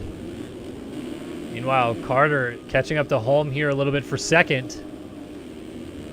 So the 2019 MXGP World Champion dealing with pressure from your current Supercross champion. And around the outside, Carter, oh my goodness, he was absolutely flying at the bottom of the hill right there, and a nice pass to boot. So the 19 machine moves up into second, and his attention now turns to trying to run down Tyler Lang. A little high center of the rut there, though, for the Underground RC number 4. And 10 minutes in to this 30-minute plus 2-lap race, we are now a third of the way done. And your top 3 is Lang, Carter, Holm, as they continue to settle the positions amongst each other. Then comes Matthias Janis with Jacob Hubbard in 5th. And here is Leclerc in 6th. Right behind him, though, is Caden Speck. Still trying to keep him honest. And it looks like we've lost Ben Seberg. I don't see the 14 in the frame anymore. So Leclerc's teammate, some mistakes. And speaking of mistakes, Caden Speck off the track. These guys having a difficult time navigating those 2 last couple corners before the finish line jump. So Leclerc in free air does a 38.5. No surprise there. Into 6th, and has clawed a 15-second deficit down to just a 5-second one in a single lap. So Leclerc, certainly the man on the move right now, and can't imagine he is thinking anything other than podium at this point. With still so much time left in this race, and looking at the lap times he's putting down in comparison to the riders around him, doing that step-up double from the inside of the top of the hill, still hitting inside ruts. It's one of the crazier things about Leclerc, in my opinion, is the dude is so fast and so good at kind of the raw pace aspect of it, just putting the balls on the crossbar, if you will, and sending it, and doing insane things in this game. But somehow, some way, he's equally as good at the technical stuff, it seems. He's really good at getting to inside lines, apexing his corners well, stopping through a deep braking bump section. Like, look at this, all the way through the bumps, all the way to the bottom of the hill, gets to the inside on the power in 3rd, 4th gear, coming up the hill all the way. Just so efficient with some of that stuff. Kind of crazy how he makes it happen, but he's so good at it. Let's see what he puts down this time by 39.2 compared to the 2 leaders. 40.6 out of Hubbard, 39.7 Janis, 39.9. Holm just went down out of 2nd. And a 38.5 for Lang. Wow. So Tyler Lang out front on the move, and Carter, whoa, 37 flat. And he is trying to get around Adam Holm here.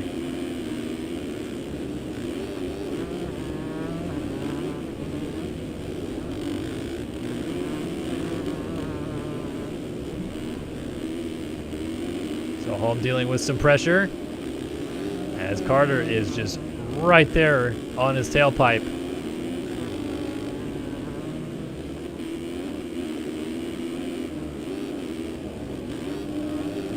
Look at this battle, though. This is a good one for 2nd. And you're watching it all on board with Braden Carter as he works on keeping Adam Holm honest, maybe forcing a mistake out of the 2. Another rider tripling down the hill. Outside, Carter trying to power up the hill, and Holm again, defensive inside lines. Carter blows the corner at the top of the hill, and that'll cost him a little bit of time, and then gets swapped, and now Holm goes down. But that was a pass made, actually, by Janis. So Janis was right behind this battle the entire time and benefits from all the mistakes. Now Janis tucks a front wheel and goes down. So back through into 2nd goes Carter. And of course, all the while, this is benefiting race leader Tyler Lang. Lang stretching it out to nearly 20 seconds at this stage.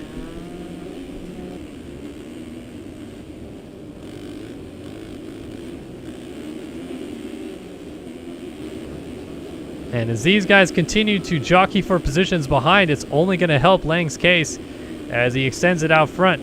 Real question is, Where's Leclerc? Oh, there he is. He's coming as well.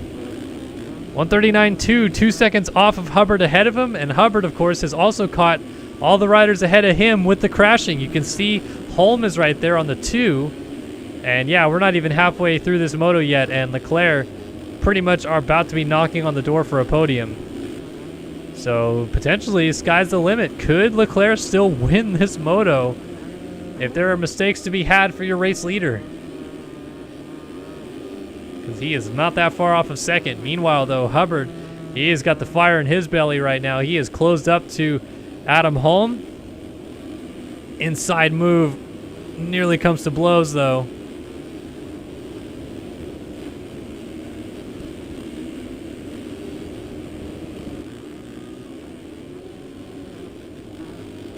Holm doing a good job of defensive riding here as Hubbard applies that pressure. Switch up of lines. They're going to go nearly bar to bar through the switchbacks there. Rider down at the bottom of the hill, but it's a lapped rider. And then you see Leclerc peeking into the picture in the background, trying to make things a little bit more interesting for this lead group. Holm and Hubbard literally nose to tail. It can't get any closer than this. Matthew Grist getting up from a crash, getting out of the way there.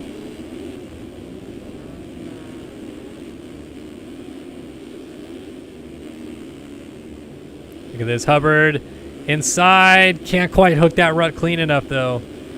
And instead has to settle in behind Holm once again. Janice third, Carter second, Lang leads, but the battle for fourth is hot and heavy. Hubbard seems like he has his spots. It's more or less about executing when those spots come on the track, though. Look at this. Far inside move, and he gets it done. Shuts the door on Holm. Makes sure the 2 does not have a rebuttal there. And now Holm has to settle back in a little bit and try to come back after Jacob Hubbard for fourth. Lap traffic. Some crashing going on, and lappers trying to not be in the way of our leaders coming through. So Holm, can he close back up on Hubbard? Can Hubbard close up on Janice? Can Carter not go down in the last turn? And can Lang hold on for the distance? Let's give you guys a top 20 rundown brought to you by R Jerky again. EatOurJerky.com, EATRJERKY.com. Use the code SYS20, please. Use that code. Let them know that you guys support the sport a little bit by supporting the people that support us. As Tyler Lang leads on his underground RC number 4. Away from Braden Carter, the number 19, Phil's KTM in second. Third for Matthias Janis on the number 130 underground RC Cowie. Fourth is Jacob Hubbard, the 778, Phil's KTM. Fifth now is Adam Holm, just ahead of Alexis Leclerc on the Rockstar Energy Husqvarna. And we're going to stick with this battle for a second because it's finally materialized. And a rider down, that was Jeffrey Bruns on the 333atom.com Cowie who was down. It was not Holm. So can Leclerc make a couple of quick passes here and try to set sail after Matthias Janis, or is he going to really get involved in a battle? Holm is, of course, going to hold on to this 5th spot for dear life. Wow, far inside Leclerc, trying to work that. This is materializing, but not quite just yet. Let's go back. We got Ben Seberg 7th, number 14, Rockstar Energy Husqvarna Machine. 8th for Caden Speck on the Phil's KTM, number 39. 9th is Austin Bear, teammate on the number 64. And 10th, Brayden Castaneda, number 12 on the Underground RC Cowie. 11th, Jeremy Kohenauer, MV Films, number 15. 12th, Chase Blakely, BPC, number 99, Yamaha. 13th for Jonathan Alexander on the Phil's KTM. 15th is Caleb Hall, or is this 14th? 14th, excuse me, Caleb Hall on the Underground RC, number 45. 15th, Isaiah Dickerson, I think number 26. Yeah.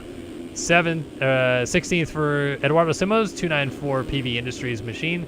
17th, Jet Wisdom, number 99 BPC Yamaha. 18th for Chase Sentiment, Proline Designs, number 73 Machine. 19th for Jeffrey Bruns on the atom.com Cowie. And 20th, Brett Thomas, Underground RC, number 221, top 20 rundown brought to you by R Jerky. And back to that battle, Leclerc has gotten home. Next up is Hubbard.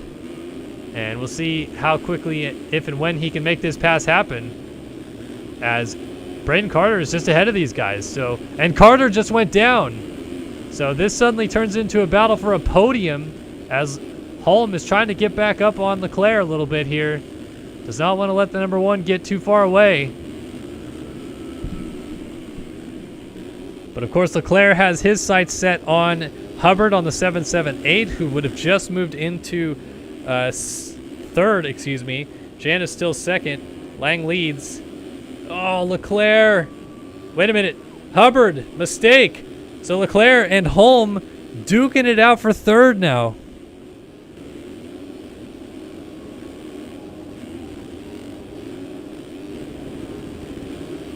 Big jump down the hill, Adam Holm off the top. But losing touch with Leclerc. So now Leclerc going to set sail and go after Janice, who is now second. Lang is long gone at the front with 10 minutes and 2 laps still to go. So it kind of comes down to what happens in this midfield fight. You hate to see Colby Eaglin being put a lap down right there, but just the situation we're in, and this track is seriously deteriorating at this point. The roughness scale going through the roof. There is Adam Holm, though, still trying to keep Leclerc honest. But Leclerc, of course, once he gets free air, he is dangerous when it comes to riding kind of by his own, in his own world, his own pace. And he can put down some serious laps here. So as we're on board with Leclerc, see how this track is breaking down, see what lines Leclerc is opting for. Still going inside here. Is he doing this step up? Yes, he is. Gets it fairly easily, too. That's impressive. Far inside here. Little mistake to get to the inside, but salvaged. Outside, and then we'll turn to the inside here as he'll step up to the outside. Far outside line. Making a lot of mistakes is Leclerc.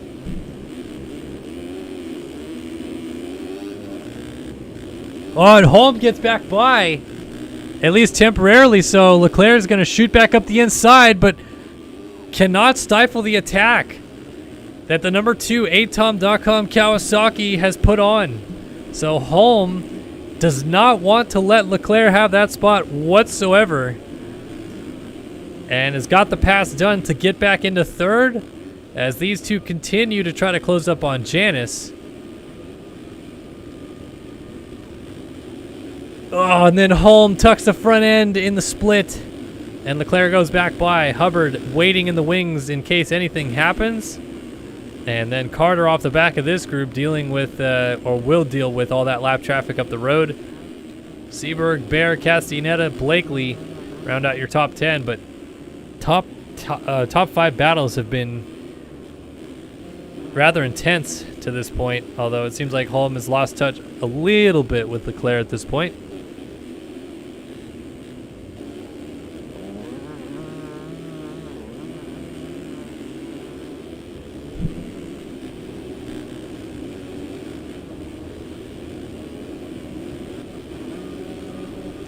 So Holm going to continue to try to keep Leclerc honest, but I feel like Leclerc, this might be the time where he starts to stretch it out a little bit. He's still 6 seconds down of Janice, 6.1 or so seconds. So he'll want to bring that gap down if he can.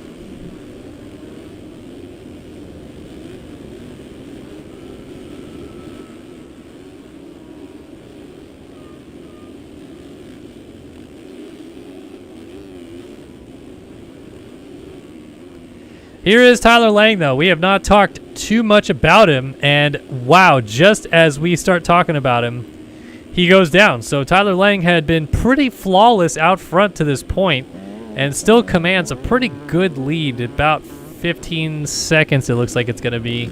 After this crash, we'll stick with Janice and see what it officially works out to be.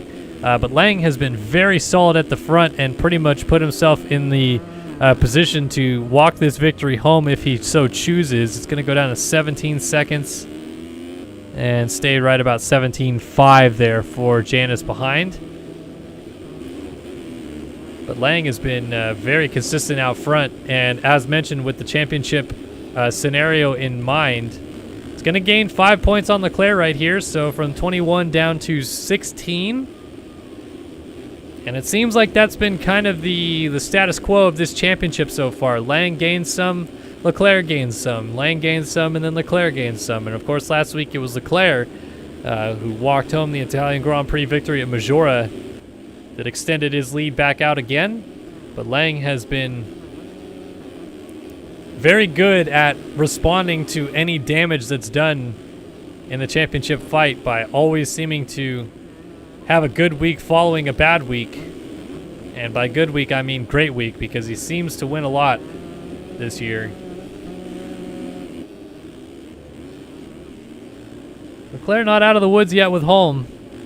Holm is keeping him close, and you got Hubbard still right behind them.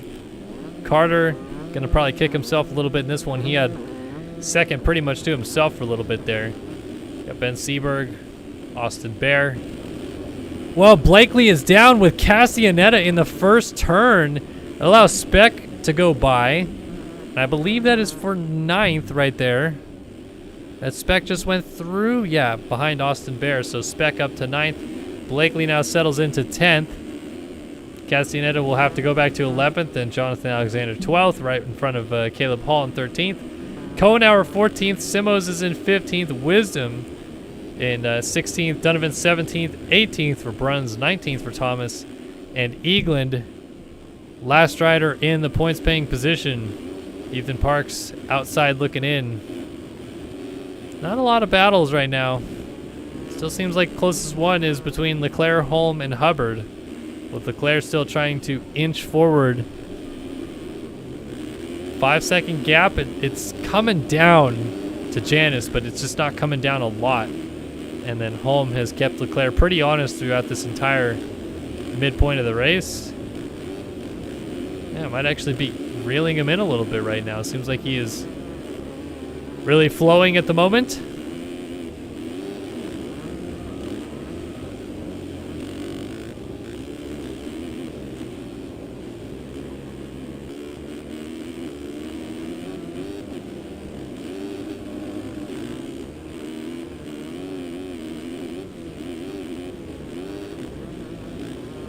Yeah, Holm has definitely brought that gap back down to just over a second, but he made a little mistake right there, and that cost him quite a bit. And Leclerc continues to use that inside at the bottom of the hill, and it just works every time somehow.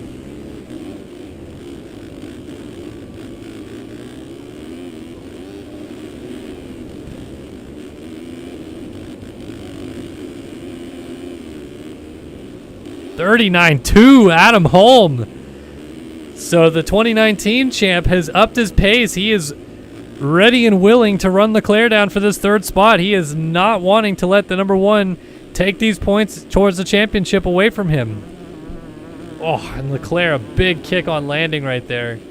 Crowded together, but I'll tell you what, these guys are catching Janice, and even more so than that, Lang is not that far ahead of them. 12-second gap ahead of Janice, and then 3 more seconds back to Leclerc. And then, I mean, you see it, there's not much in it between Leclerc and Holm.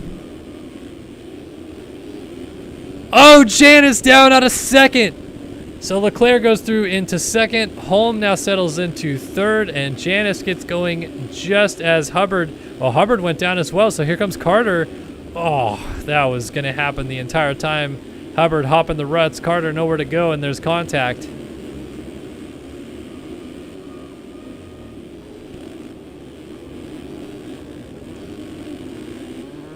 Hubbard to the inside, coming down the hill to the inside again. Look at that line. Are you kidding me? I don't think Braden Carter let off and went around the outside. Oh, but then he's going to make a mistake and go down. I hate to watch guys have an epic pass followed with a crash. It's like so much of a buzzkill when they do something really cool and follow it up with something not that cool. But as mentioned, Leclerc does move up to second, so damage limitation here when things were rather bleak given his situation off the start here in MXGP Race 1. And that means that Lang is only going to gain 3 points towards the championship here, down to an 18-point deficit. If things stay the same, of course, things could still get a little rowdy here towards the end. Leclerc is just 13 seconds down, just did a 38.3 last time by. And I wonder if that's in response to Holm putting down a blistering pace behind him, because we saw Holm do his best lap of the race at a 39.2 the lap prior to this one. And then, of course, Leclerc ups his pace. So 40.9 last time by for Holm. And still just 2 seconds in it between he and Leclerc. He is not letting the number one go. And time is just about to expire, winding down with 10 seconds to go on the clock. And looks like Lang is not going to make it back to the flag. So here we go. Time has now expired here at the MX Simulator Grand Prix of France. And Tyler Lang is going to get the 2-lap board this time by, which he most certainly would know. He'd look up at the time as he crossed the flag this time by and see that it's a 2-lap board. Or he has somebody telling him. Could be both options. You got Leclerc and then Holm still right in tow behind him. Oh, Holm hopping the inside rut a little bit. There's Hubbard 4th. Janice, another mistake, slides back to 5th. Thought Carter maybe went by, but no, there's Carter. In 6th, Seberg still lonely 7th. Austin Bear, lonely 8th. Chase Blakely, a lonely 9th. And Castaneda, a lonely 10th. It's a lonely day at the races for a lot of guys right now. Not really anybody to catch, not really anybody to lose a position to. Everybody's pretty well equidistantly separated throughout the rest of the top 10.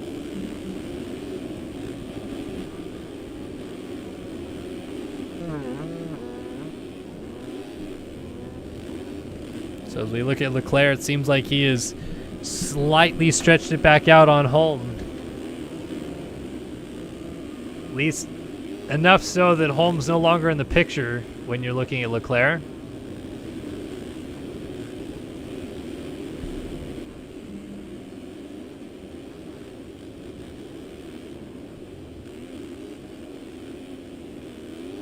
So I guess for Leclerc's sake, the thing that you can take away from this race is the idea that your pace is plenty good enough to win if you get a start, which he definitely did not this time by. And Lang taking the white flag out front did. Not a great start, though. It was a 6th or 7th across the line at the end of the first lap for Lang, but he slowly made a few passes, put himself in a good position, and waited for the crashes out of Holm and eventually Carter that put him into the race lead, and he has not looked back since. But you can see Leclerc has significantly closed the gap down to Lang throughout this race, who at one point Leclerc was down probably something in the area of 30 seconds to Lang. Now it's just 12.6, and it'll be very interesting to see if these two start next to each other in the next moto, as this one is all but a foregone conclusion, barring absolute disaster out of Tyler Lang.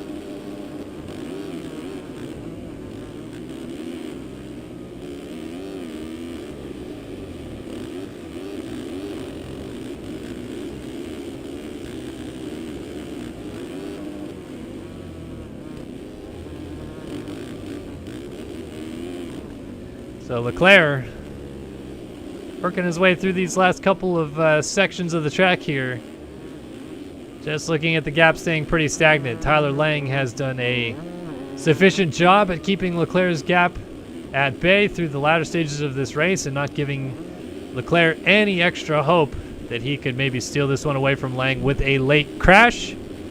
Instead, Lang is looking at yet another race victory as he tries to win another Grand Prix here today in France at round 6 and close the championship down a little bit, if at all. But Tyler Lang's going to bring it down to the flag, and MXGP Race 1 at France belongs to Tyler Lang. Leclerc indeed will pick up second as he brings it to the flag. He had that pressure from Holm throughout the entirety of the race, but Holm, a late fall, looks like has dropped him back a little ways. He will still get third, no question. Hubbard 4th here. And Janice was able to close a little bit up on Hubbard, but nothing too significantly so, as Janice now settles in to 5th here by the flag.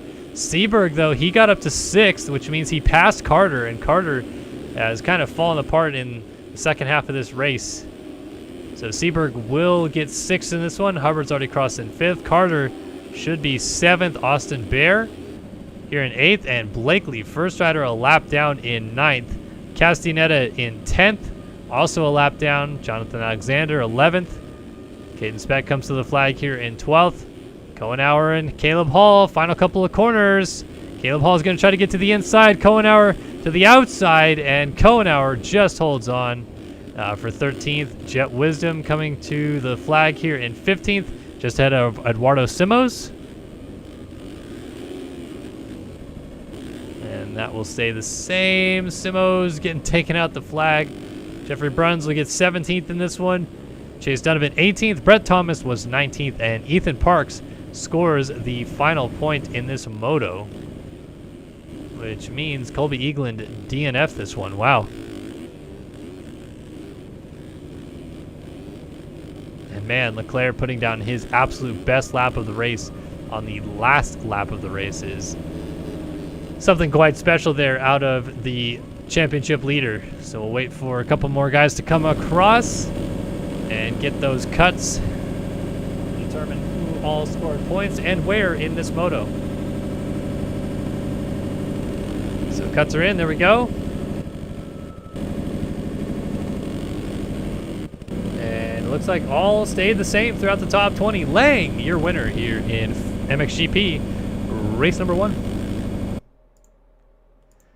And back to our intermission screen here, getting ready for MX2 Race 2 coming up in a moment. Kellen Brower in the booth, as always, bringing you guys the action.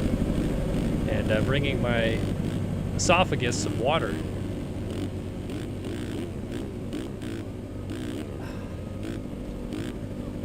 Don't know how Paul Malin does it.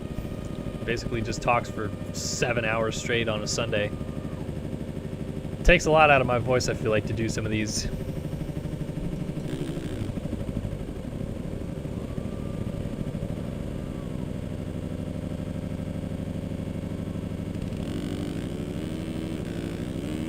It's cool to see all you guys following us, though, here on TikTok after I asked.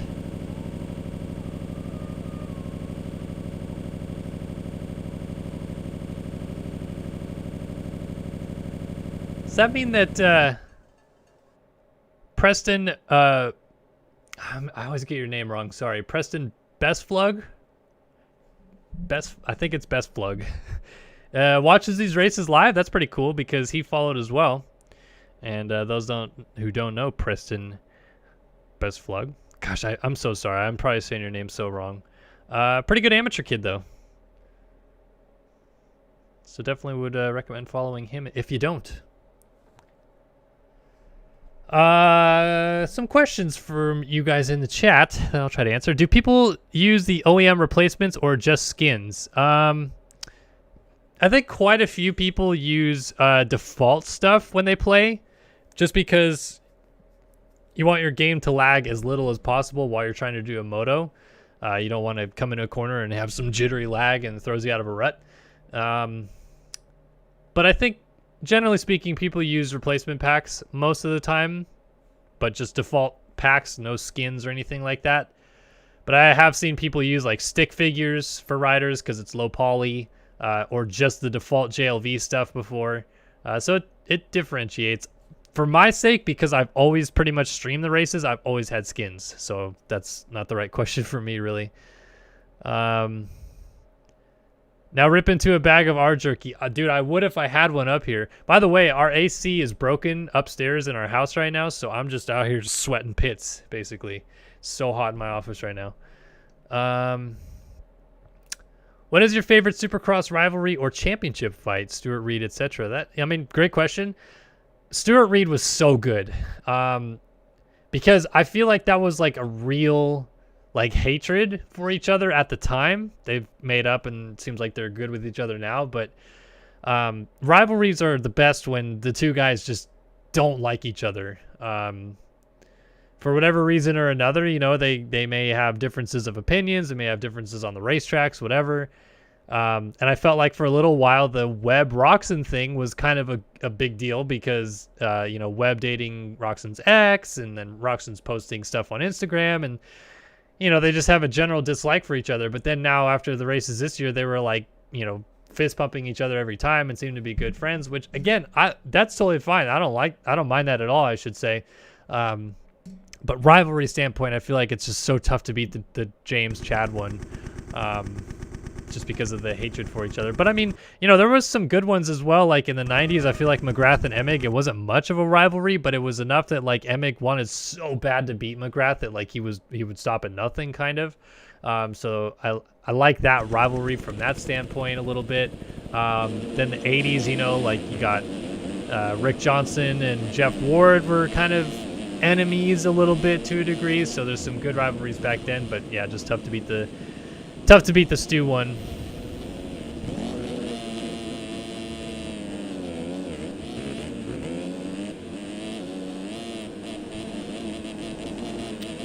Yep, yeah, so I always have the skins. Keith Cole's asking about the bike skins. Yeah, I download all the packs. There's a skins thread that these people upload to, but quite honestly, a lot of people just send them to me in Discord. But yeah, I download everybody's packs, make sure I got everybody. And that's why you guys see it. All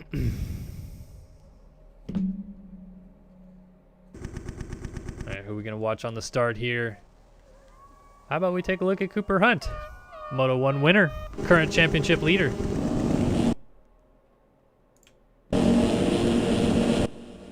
All right, here we go. Cooper Hunt going to be lined up a little bit in the middle. Can someone from the inside out jump him, or will be somebody else off the start? Here we go with MX2 Race 2 off the line here in France.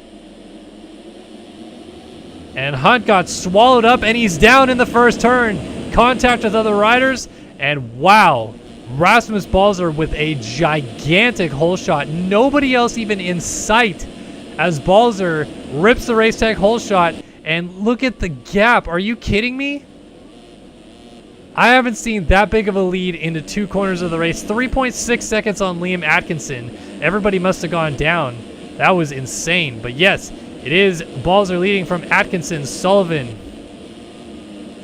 Got Oscar Manias. You got Jack Gatlin, Frank Jackson, Ryan Pinkerton, Adrian Wilson, Nick Tomasunis with a good start. We're seeing some guys' names up here that really we did not see at the beginning of the last motos. So this is a bit of a flip around from some of the riders that were out front early on last time.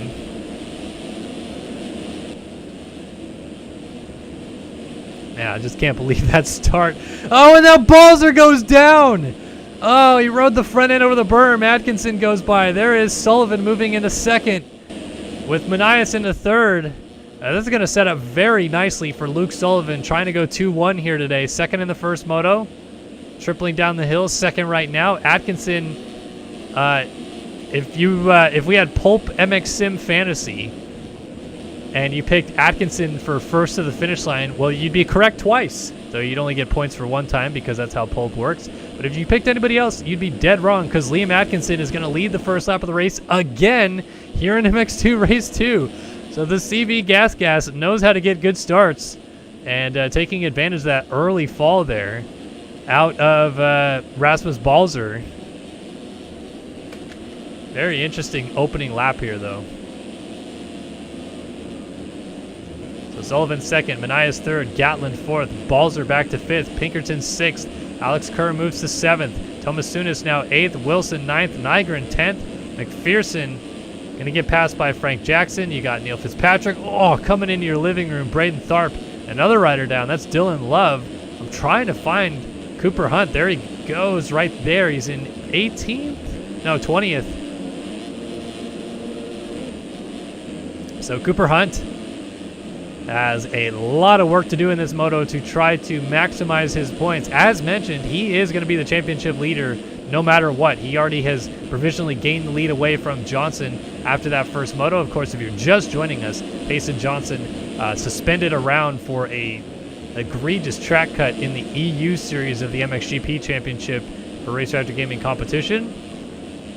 And we believe that will also mean he is suspended for the Spring Creek National coming up this Wednesday in MX Simulator. So that throws a wrench in the outdoor championship in the 250 class as well, like it does in this MX2 class here.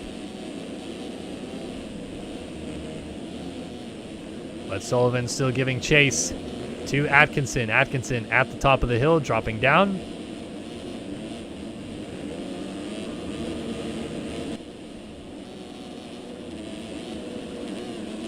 Atkinson leads lap 2. Sullivan's still giving chase. And then you got Oscar Manias there in P3. Jack Gatlin right behind him. Have to imagine Sullivan feels he can get away early if he gets to the front right here. No disrespect to Atkinson, Manias, or Gatland, but I feel like Sullivan is going to look at the riders around him and think he can get away. That is after he has to make a pass, though. He is not in the lead yet, and Atkinson is riding very well in this moto so far. Bit of a contrast to what we saw, unfortunately for him, in Moto 1 after he led the first lap and then crashed it away 2 corners after that. So far, Atkinson's been steady as a rock for coming up on 2 whole laps onto a third. And Sullivan's still giving chase, trying to make this thing close. But Atkinson just ever so slightly inching away ahead of him. And these two both getting a little bit away from Manias. Oscar Manias, the rider out of Spain on the 2-win KTM. And then there's Sullivan. So Sullivan does seem like he is catching Atkinson on the hill sections. He might be late braking, whatever it is, getting better drive through the corners. Atkinson was pretty good through the tech stuff at the beginning of the track, but now Sullivan looks like he's definitely closed that gap down quite significantly coming to the flag. You get a lap time check this time by 140.1 to a 140.2. So there you go. They're pretty much running identical pace. And it's going to come down to who makes the least amount of mistakes in this early runnings, because they are dropping the rest of the field behind them. And Atkinson so far has responded very well to this pressure from Sullivan. A mistake for the 11 opens up another second to the gap. Atkinson now 2 seconds out front.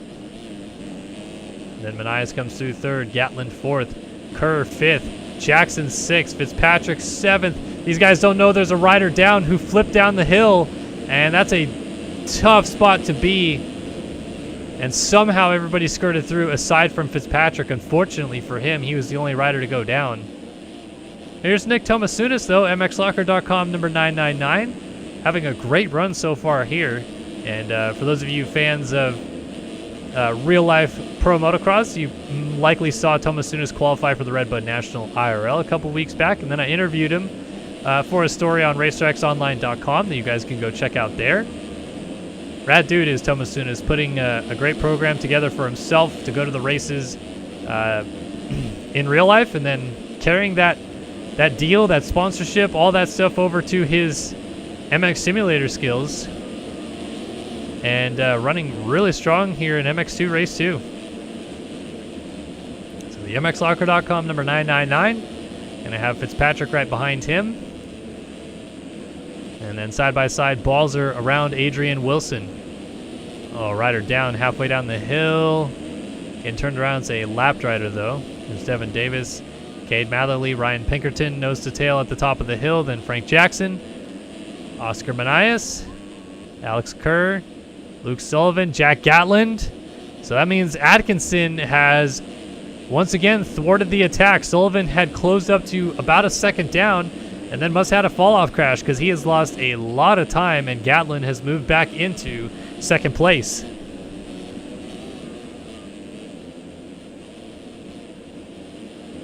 Oh, Kerr down, and that's going to allow Manias through.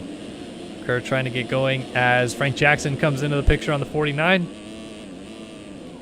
And we'll remount just behind him. Then you got Cade Matherly, Devin Davis. They're in a battle amongst each other here for, I believe this is 8th. But Tomasunis coming into the fray behind them. Davis going to take the long way around the outside. Can he step up the hill? No, elects to back out of the challenge.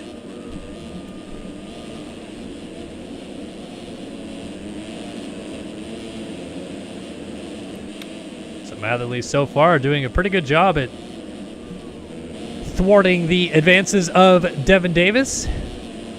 And excuse me, this is a battle for 7th, I should say. And Balzer back there in 9th just got around Nick Tomasunis.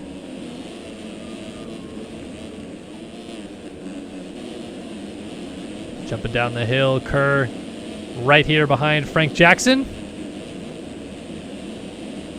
Seems like Kerr has got the better drive up the hill here. Let's see if he can make anything happen on that number 52, Jack Daniels Racing Husqvarna. Frank Jackson on the number 49, Team Nami Honda. So these guys jump down the hill, just pushing the pace, pushing the envelope. Oh, Kerr, Swap City, but a nice save.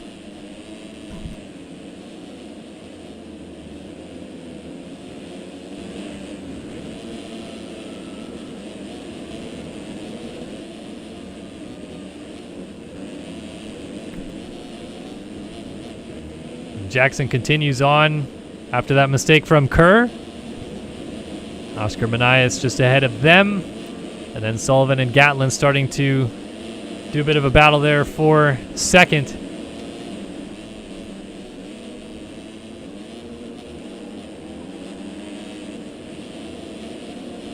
Don't mind me, folks, for just a second. I'm going to try to open the window as the sun finally is set. As Sullivan going to go down. Can he get it fixed before Manias gets there? And yes, he will. Give me just 1 second.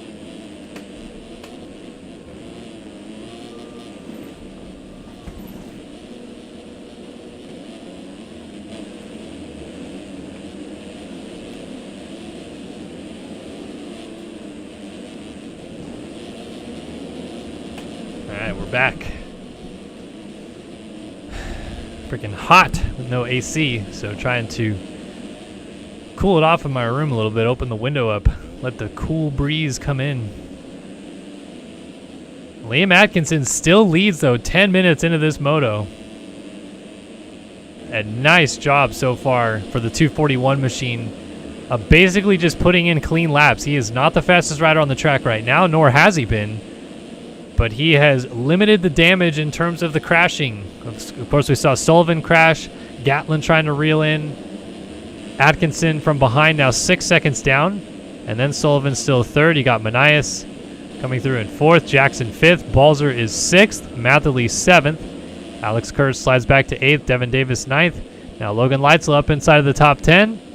Neil Fitzpatrick 11th, Trent Adams 12th, Ryan Pinkerton 13th, Dylan Cavacuti 14th, Nick Tomasunis is 15th, Adrian Wilson 16th, 17th for Dylan Love, 18th for Hayden Stevenson, and Cooper Hunt still down in 19th. So not a lot of progress yet has been made by the number 20 machine. And this is not the way he was hoping his second moto would go. He was obviously hoping for a situation where he would be able to gain maximum amount of points on his teammate Payson Johnson. But Johnson, watching this current moto, probably liking what he's seeing. And Hunt is not going to maximize his points in this one, and instead might not have too big of a points lead to talk about after this.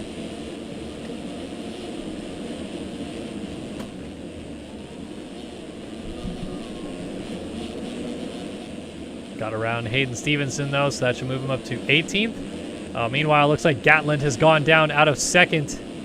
Yes, riders down here on the downhill. Gatland was one of them. I think he was together with a lapped rider there, though. Yes, he was indeed. So Gatland loses a couple positions. Now behind Oscar Manias. Luke Sullivan moves back to second. And the lead is coming down. Atkinson's lead only about 4 seconds, visually speaking. Maybe even less than that. 3 seconds, actually, more like it. And Sullivan is closing up in a hurry.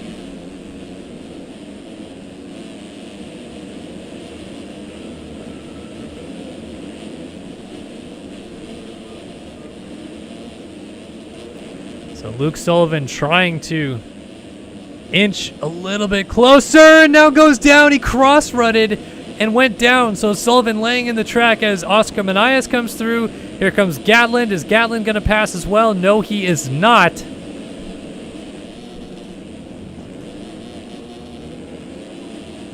So now 3 riders trying to battle for second as they put Seth Shirley there on the 80 a lap down.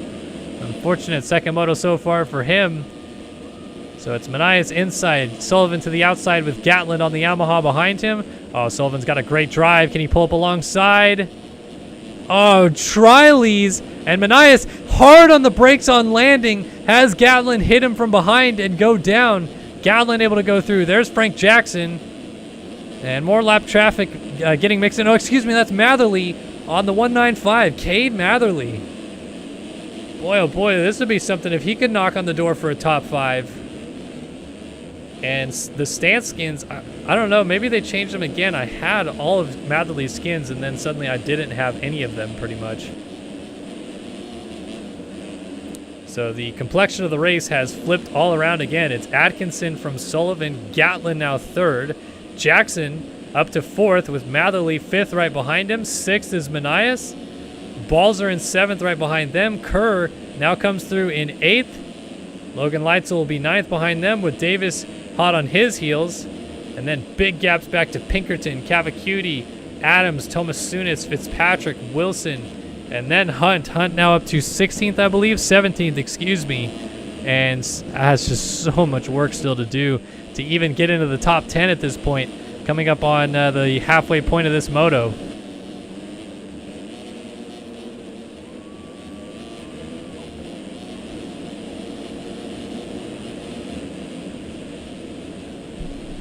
So Liam Atkinson continues to lead the way. He has led every single lap of this race so far, which is a complete opposite, unfortunately, for what happened in the first moto.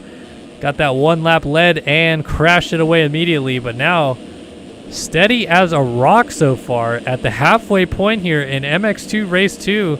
And you want to talk about a surprise race winner coming into the fray. You have Payson Johnson missing, and you likely expect to see a guy like Cooper Hunt win the motos, or maybe Sullivan, or potentially even somebody else that we've seen run up front a little bit more often. But Liam Atkinson, seemingly out of nowhere, has figured it out, but he just got absolutely clobbered by a lapped rider, and that's going to cost him the race lead, and he's still being laid on top of by Chris Post. That lapped rider is, I don't want to be incorrect, so we'll go back and find out who it is. But just as we got done talking and singing his praise, Noah McLaughlin lights up Liam Atkinson, and it's going to cost him the lead of the race. Oh, what a bummer. Sullivan to the front. Gatlin now 2nd. Atkinson back to 3rd.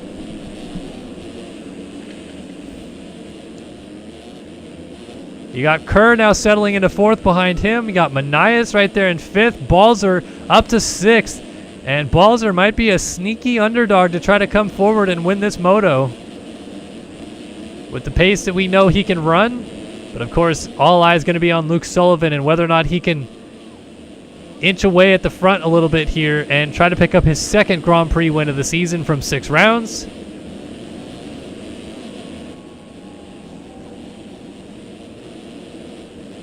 Two 1 scores right now would get it done. Jack Gatlin behind him runs in 2nd and is keeping him rather close just in case things kick off ahead of him. Gatlin in the first moto, though, for him was 14th, so not a factor for the overall. Actually, excuse me, Sullivan was 3rd in the first moto. Balzer had split them. So Balzer's 2nd in that first moto. Hunt, obviously, with the win. But Sullivan's 3-1 scores, at least for the time being, plenty enough. And even a 3-2 would get it done if Gatlin gets around him for the race lead. So Gatlin going to definitely try to close this thing down. Alex Kerr looking at 11-3 scores. Oscar Manias going down, taking Chris Post with him. And riders funneling through. Leitzel now into the fray. He was 5th in the first moto. And then Frank Jackson. Though Frank Jackson was 29th in the first moto, so not a factor either. We've got so many guys up here that were not involved in any of that first moto soiree, really. There's Manias, there's Balzer.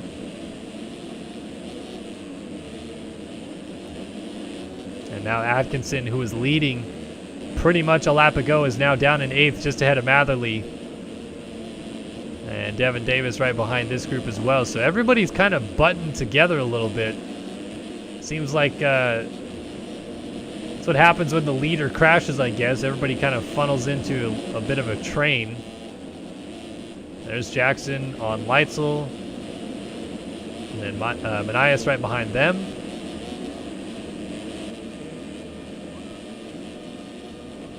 Up to Alex Kerr, still in 4th. Jack Gatland is down. Yes, he is down. I thought we were looking at Magic Man situation, but he is down out of 2nd. And now Sullivan's down with the lead, so this is going to bunch everything up. And here comes Alex Kerr to the top of the hill as Sullivan just gets going, and Kerr is going to suddenly see the race leader right in front of him. So get this. This is about to get really tightened up here as Sullivan crosses the line onto lap 12 as your race leader. There is Sullivan. Here comes Kerr in 2nd. Gatlin now into 3rd. Leitzel off the track right behind them is in 4th, though. Balzer up to 5th. Flipping at the bottom of the hill is Manias, who's going to lose 6th as Jackson goes by. There's Frank Jackson. And Manias going to get up now behind Cade Matherly. And then Devin Davis right behind them. Trent Adams finally showing his face up towards the front. And now Cooper Hunt into 11th. So where is... Wow, where is Liam Atkinson?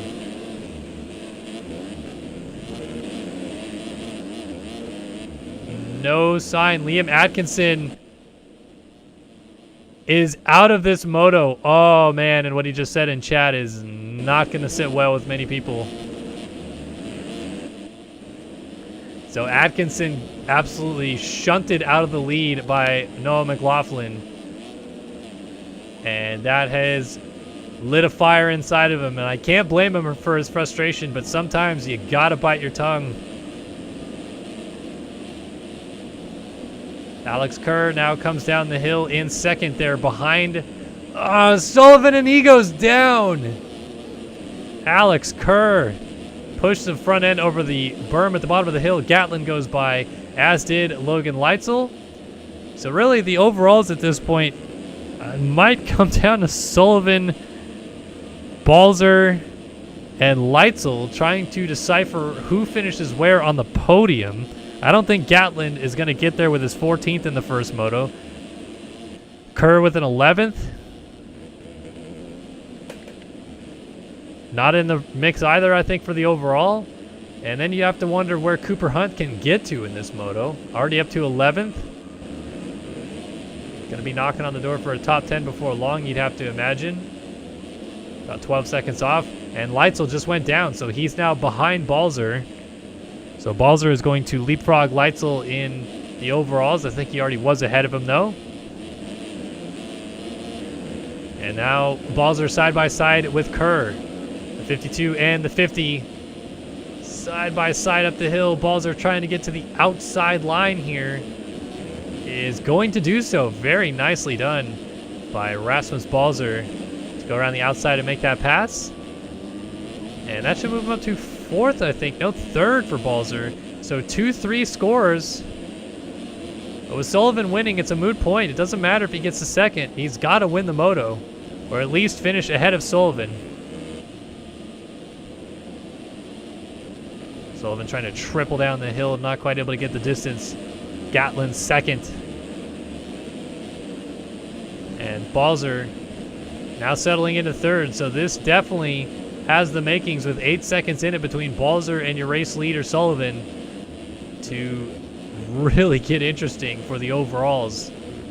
And Cooper Hunt essentially a non-factor for the win, but still might have a shot at the podium depending on whether or not he can get himself deeper into the top 10. It's not looking good with the gaps, but we still got 7 minutes and some change plus 2 laps left in this moto.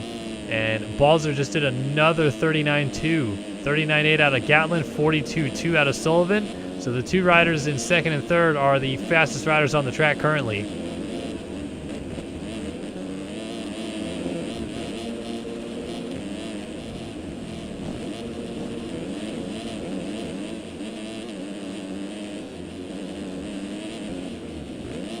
Balzer can definitely see Gatland up the road.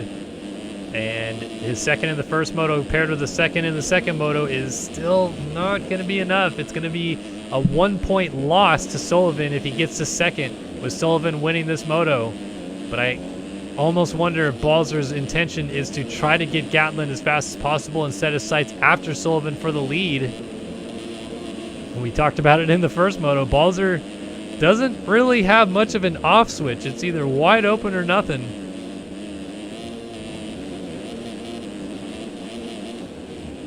And it seems like Gatland is catching Sullivan as well. It's kind of a mixed bag for both of them. 3.9 down.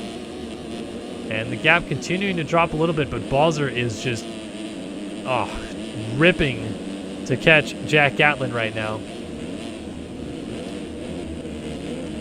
You got the 67. He's going to try to get out of the way. Balzer's going to follow him in, though.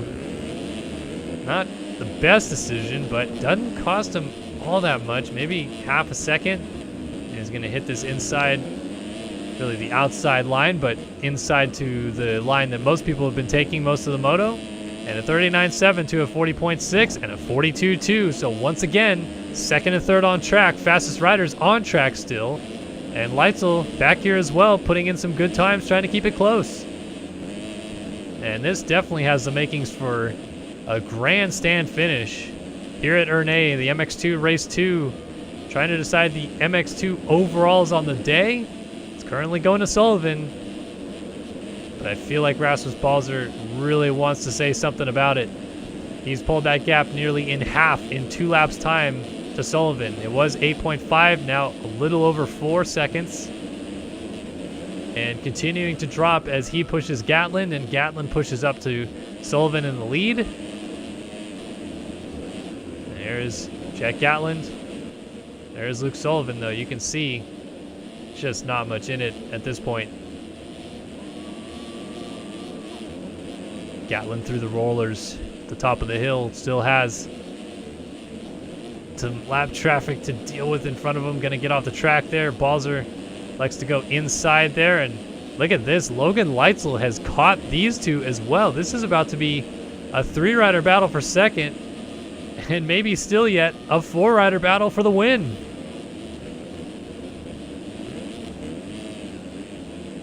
Balzer charging to that inside rut. Almost pops the front end out of the inside line there. What does Leitzel just run, though? 39.1. 40.4, 40.8, 41.4. Again, accordioning effect.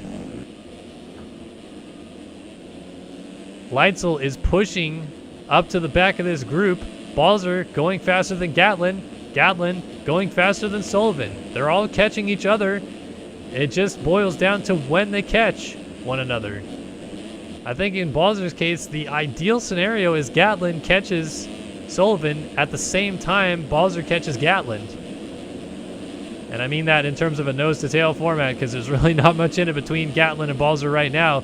And there might not be much in it in this corner here. Balzer going to try to go to the inside and make this pass. No, settles into the outside. Little front end lock nearly took him down, but a nice save.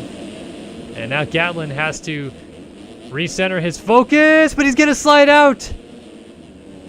And he lays it down and goes back to fourth because Leitzel went through as well. So Balzer up into second. Only 1 point off the overall as it runs. He has got to catch Luke Sullivan. Balzer is going to have to deal with Leitzel, though. Leitzel is not going to let the 50 machine go. And with time... Oh, no. Leitzel, a mistake. Pushing the envelope on the inside rut. Looks like he may have blown the rut. And loses some ground there. So, with Gatland's fall, another fall for Gatland, but Matherly back here in P5 way down. Trent Adams 6th, Kerr 7th, Jackson 8th, Manias 9th, and Hunt up into 10th. Still could get Manias, Jackson, and maybe Kerr feasibly, but it's a bit of a long shot. All right, first time in clean air for both of these dudes. Sullivan leads, Balzer second, 40.3, 41.1. Almost a second faster that last lap, down to 3.3 seconds. And coming up on 2 minutes and 2 laps to go here in this moto. And this decides the overall.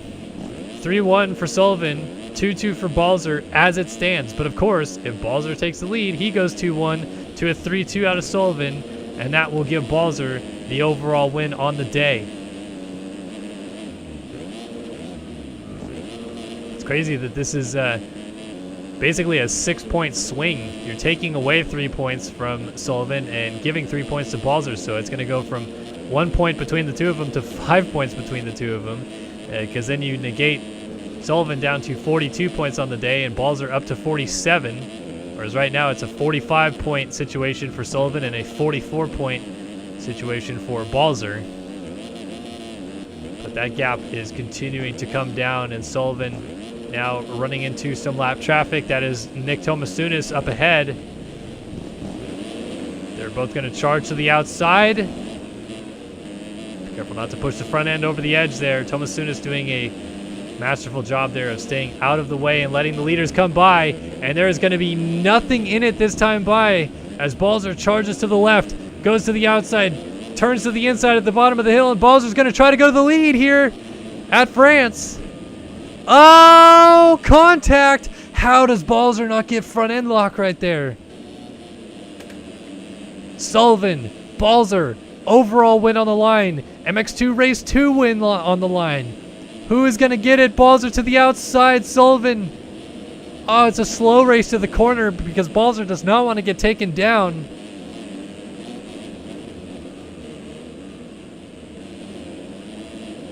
Sullivan leads this one. Balzer to the inside. Has tried to make that line work all day, but can't quite get a nose in there just yet. Now he's been trying this middle rut up the hill. It's been pretty good. And then tries to funnel it back to the inside here, but likes to go outside, follows Sullivan out. Sullivan, a mistake off the track. Balzer to the lead. Time has expired. Rasmus Balzer is going to get the 2-lap board next time by. And he has got the lead in France. Sullivan back on in second. And making a myriad of mistakes is the 11.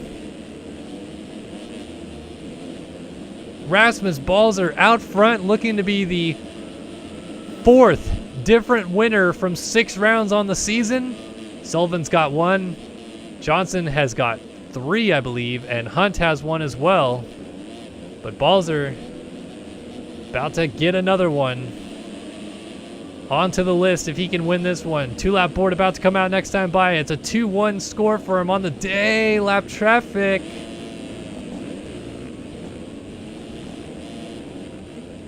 Sullivan settles back in a second. Leitzel still lurking there in third. Then you got Gatland with Emmett's son to lap down behind him. So Gatland 4th. Matherly, very strong 5th. Trent Adams 6th. Jackson 7th. Kerr 8th. Fitzpatrick 9th. And Hunt is 10th, so he got around Manias, but lost a spot to Fitzpatrick. And at the moment, Cooper Hunt's P10. Oh, Fitzpatrick blows the rut. So excuse me, Cooper Hunt's P9 will get him 12 points on this second moto, which would put him on 37 points for the day, which might still be good enough for second overall. Actually, he's up to 8th now, 13th. 13 points, I should say.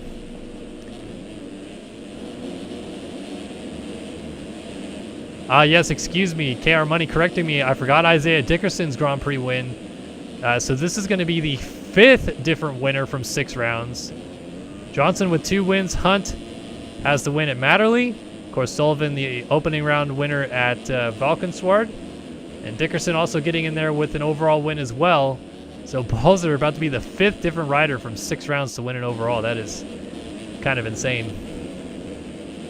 Luke Sullivan going to deal with pressure here from Logan Leitzel before long. Leitzel trying to put his hat in the bin here for the overall podium with a 5-3, but it's going to be tough to overcome the points gained that Cooper Hunt has from winning that first moto, and Hunt still has a shot at getting into 7th or even 6th. But of course, if Leitzel could get into 2nd, that would be a huge boost for him, trying to lap Nick Tomasunis. A couple of IRL pros right now. Leitzel racing for the Troy Lee Designs Gas outfit in Canada. And Tomasunis, the MX Locker privateer, racing in the U.S. White flag is out. Race leader Rasmus Balzer checking in. and trying to hold off any late attack that Sullivan might put on him. Oh no, Gatlin down out of 4th. Matherly almost going down as Trent Adams went by. That's going to allow Kerr through, and Cooper Hunt is going to be lurking. So Hunt might still have a shot at 5th. He's basically 11 seconds back of Adams, so you would need some serious luck. But wouldn't that be something if that turned the tides for him? Meanwhile, Balzer, finally, this is going to be a weight lifted off his shoulders, I feel like, for a guy that has been so fast on so many occasions this year. Been fastest qualifier at least 2 of the rounds that I can remember. And it just has not panned out in his favor. The first moto had to come from way back to get 2nd. Had to come from pretty far back in this one. But it's going to result in a moto win and a Grand Prix win to boot. And this is going to be a big moment for the number 50. Motorsport.com KTM going to be stoked with this effort. 2 turns to go. Rasmus Balzer is going to win the MX2 Grand Prix of France in 2021. Luke Sullivan will pick up 2nd for 2nd overall, 3-2 performance on the day. And Leitzel's 5-3 is hoping to be good enough for 3rd. Jack Gatlin 4th, Matherly 5th, Kerr was down in 6th, rejoining the track. Here comes Cooper Hunt in 8th. And Kerr down again, so Hunt up to 7th.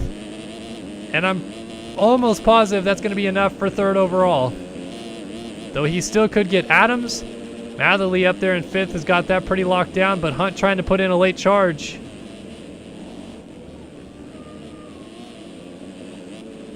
Just in case a mistake out of Adams or anything else happens, we'll have to wait and see how it shakes down. Jumping down the hill, Adams shorts the triple a little bit there. Leitzel does indeed come home 3rd, Gatlin 4th. And how about it, Cade Matherly, career best. Gonna pick up a P5 here in MX2 Race 2. Good stuff for the 195. And Trent Adams will indeed hold on for 6th. Cooper Hunt was down. Kerr is going to try to get that spot back, and he goes down. So Cooper Hunt, salvage ride of the night, comes home to get 7th in this one, which is good for 14 points. Gets 39 points on the day when he entered 19 points down in the championship. So he will exit 20 points up on Payson Johnson. Kerr crosses the line 9th. Going to be very disappointed to blow so many good points there at the flag. And Alec Horn rounds out the top 10. Devin Davis, last rider on a lead lap. Fitzpatrick, Manias, Love, Pinkerton, Wilson, Tharp, Hansen, Thomas Tunis, and Blake O'Brien scoring the last point in this one. We'll see what happens with cuts. Looks like Colton Hansen leapfrog Tharp for 17th. Adrian Wilson leapfrog Pinkerton for 15th. Dylan Love leapfrog Manias for 13th. And the rest stays the same. Rasmus Balzer, your winner here tonight at the MX Simulator Grand Prix of France. All right. 450 Moto 2 about to be coming up. Turn the Moto timer off and come back to the intermission screen here. Kellen Brower in studio. As always, get ready for the final race of the night coming up. It is going to be MXGP race number 2. And looking forward to this one. See how things all shake down. And yes, thank you very much, KR Money in chat with the update. Balzer wins with a 2-1, Sullivan second with a 3-2, and Hunt rounds out the podium with a 1-7. No, Payson did not get punished for the re-entry at Redbud. He did get a warning for that, but he got punished for severely cutting the track in the EU MX Simulator Grand Prix of Italy and taking some riders down after doing so, which is basically cutting the track plus illegal tracker entry combined for not good stuff. So then got a 1-week suspension. So we'll be back with him week after that. What bike do you have in real life? ECR Vlogs wants to know. I just gave back a 2021 Husky FC250 that I was borrowing for the thanks to Chris Kiefer. But the bike that I actually have pull it up on screen here. There we are. Is this beautiful girl right here. Look at it. It's so pretty. Look, here it is. It's right here. So pretty. It's my 2002 CR252 stroke. And put some 2013 450 plastics on the front so it makes it look a little bit newer. Obviously got an FMF pipe on it. Pretty much everything else is aesthetic. Like the stock motor on that bike, it's got some pretty good pickup. But yeah, haven't actually been able to ride this thing too much lately, but she's a beaut all right, that's for sure.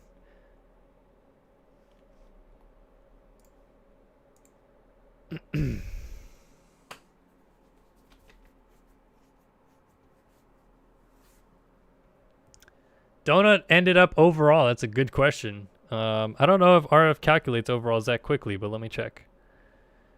I don't know how fast they do that. Reload this real quick.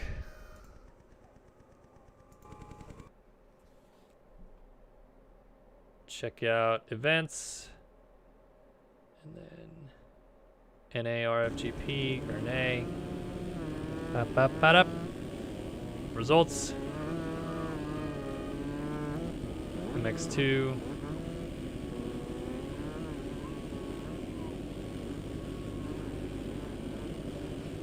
Yeah, no results available yet. Sorry.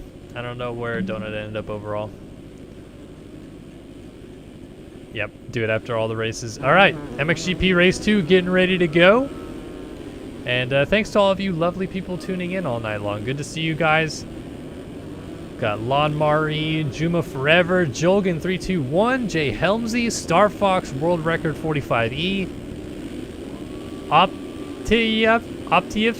Optiafi, sorry if I'm saying your name wrong, ECR Vlogs, obviously answering your question. Hayden S312, KR Money, always coming with the goods. Devin Davis in here after his 13-11. He's a little bit of Daytona disappointed about that. T.S. Janice is doing flips across the track. Luke Sullivan was so close to the overall win, but has to settle with second.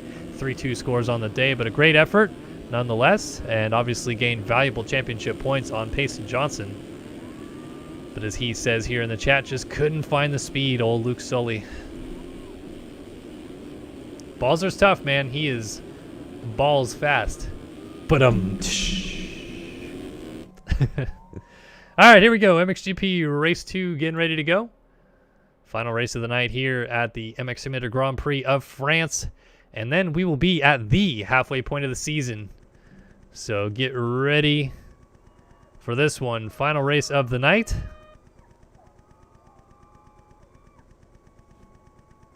Who are we going to watch on the start? Get that moto timer up. Looks like it has me as P1, so we'll go up to the inside and see it's Leclerc lined up alongside Blakely, Castellaneta, Janice, Holm, and the rest of them. Here we go with MXGP Race 2 in France.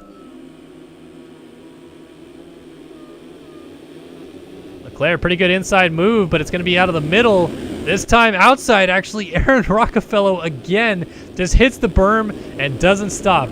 But there's the bad news for the rest of the field. Leclerc already into the race lead.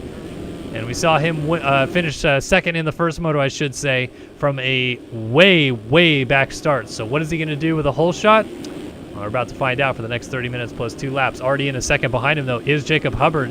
And Hubbard was a bit of a tough one in the first moto as well. So inside goes Leclerc, outside comes Hubbard. These guys are definitely pushing the envelope in the early runnings, trying to get away from the field here. But you got to meter your expectations a little bit. You don't want to push too hard and potentially crash and then lose a ton of positions right from the get-go. So Hubbard now settling into second behind Leclerc. You got Rockefeller with the hole shot. He's now back into third. Janice, who was fourth in the first moto, he runs in fourth now. Jeffrey Brunn's a good start here in the top 5. Ben Seberg, Jonathan Alexander, Braden Castaneda, Eduardo Semos, Pilsner, Parks, and then Moto 1 winner Tyler Lang. So not a bad start per se by Lang, but when you have Leclerc start out front, it is going to be really tough sledding for the number 4 machine as he's trying to get around. Is that Joseph Pilsner, I believe, on the 81? And Lang shuts the door. So it sounds like Holm and Carter down in turn 1. Shout out KR Money, our field reporter on the ground.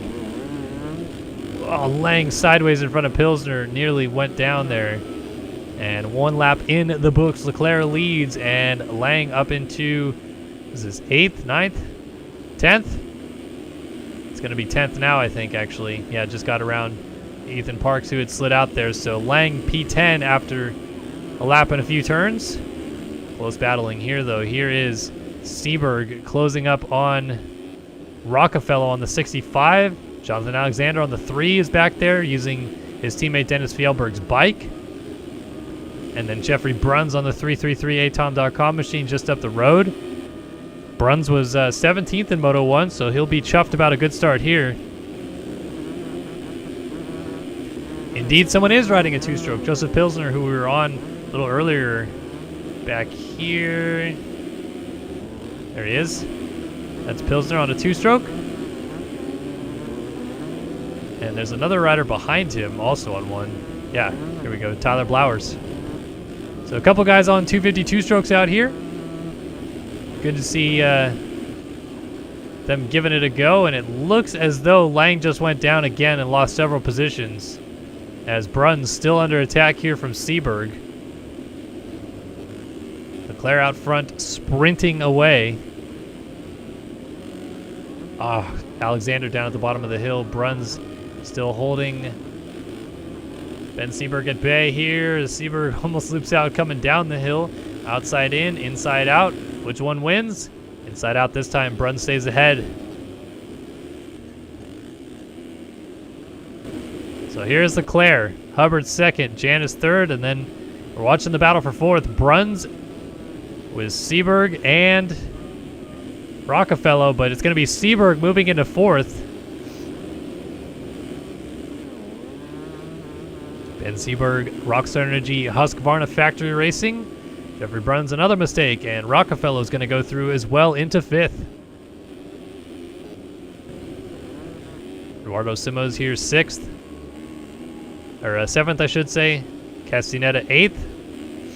Ethan Parks is now 9th. Alexander back to 10th, and Lang behind him in 11th. So Lang did indeed have a mistake. He was up inside of the top 10. Must have just been a tip over or something pretty small. He didn't lose too much time, but going to go back around Jonathan Alexander and a couple other riders. That is Castaneda down with Eduardo Simos. So a couple more passes there for Lang. Into the mix here comes Blakely, and of course Pilsner on the 2-stroke.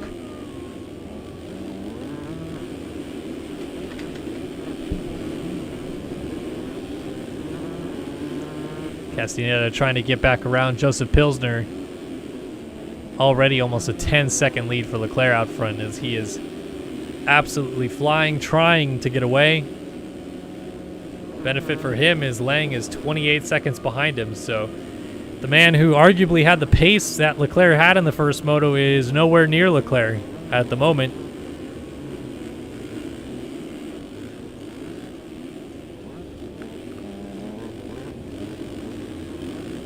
Castaneda putting all kinds of pressure on Pilsner, though. Outside in, inside out again.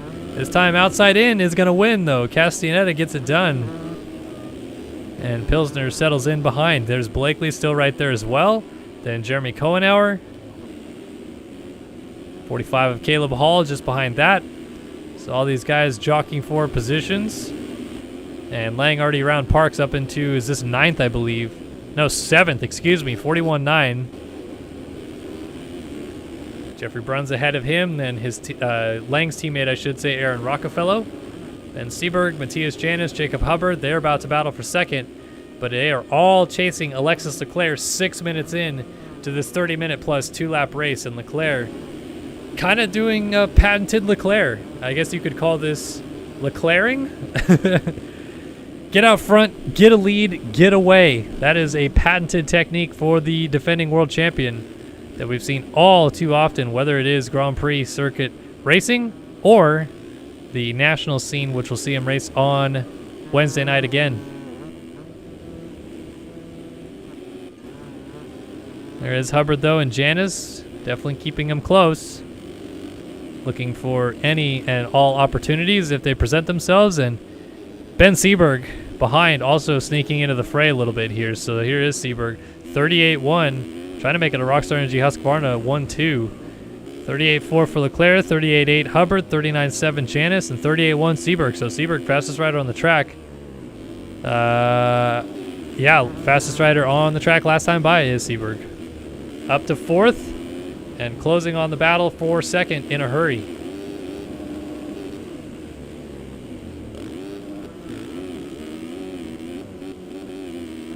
Look at the speed he's carrying around the outside right there. And he can see Matthias Janus just up the road of him there in 3rd. Inside triple. Still hard on the brakes enough to get to the inside after that. So smooth and fluid, but interestingly enough, losing a little bit of ground at the moment. Janus might have realized that he has someone closing up from behind and wicked up his pace a little bit.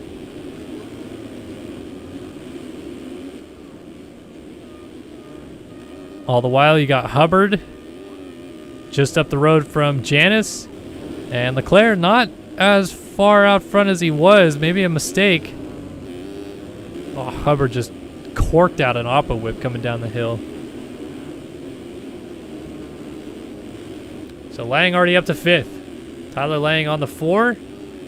Provisionally, the point standings were an 18-point deficit for Lang on Leclerc following his first moto victory.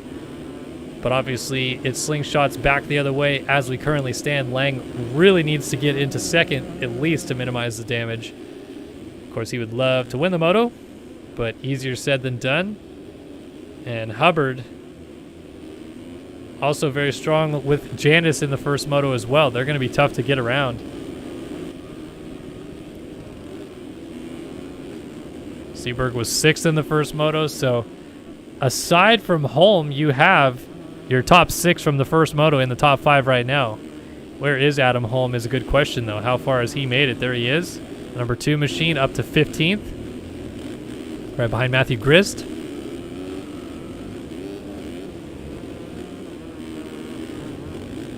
And going to go up to 14th as well. 42.3, so decent lap times for Holm, but unfortunately that first turn crash that he had with Carter really is going to hinder him. Speaking of Carter, how far back is Braden Carter? Here he is, coming off the finish line jump with Pilsner.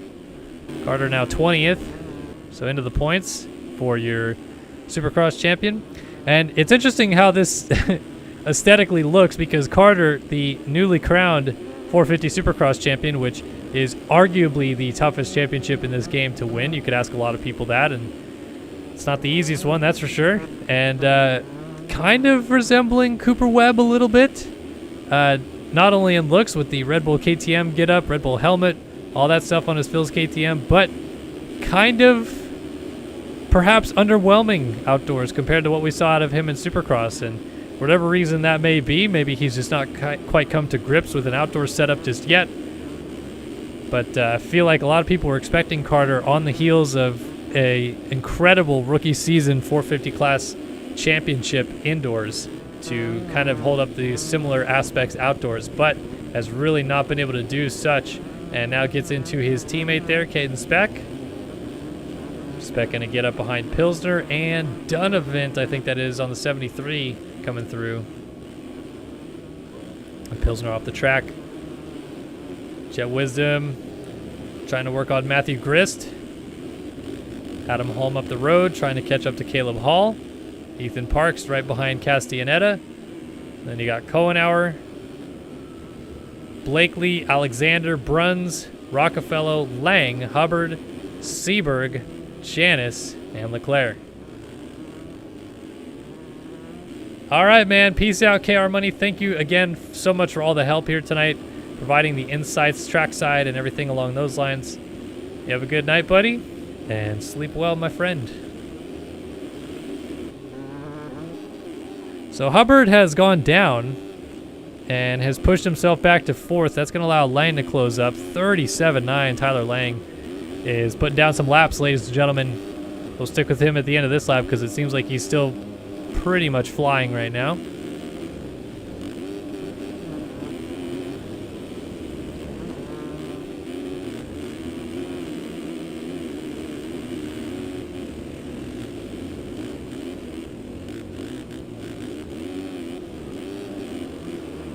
See what he puts down this time by, whether it's similar pace. 36.9 out of Lang. Unbelievable.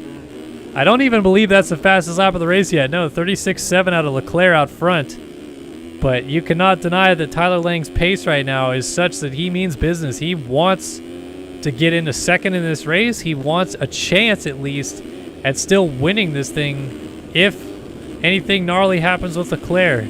And he has chunked this gap down significantly in a hurry to Hubbard ahead of him in fourth.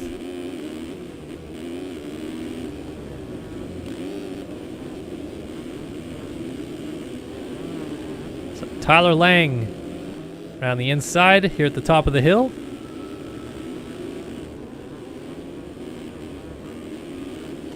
Chattering the bumps down the hill into the next corner.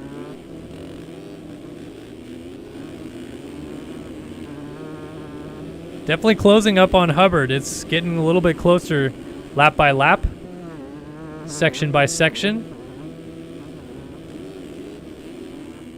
But as with anything, it's one thing to catch Hubbard, it's another thing to pass Hubbard.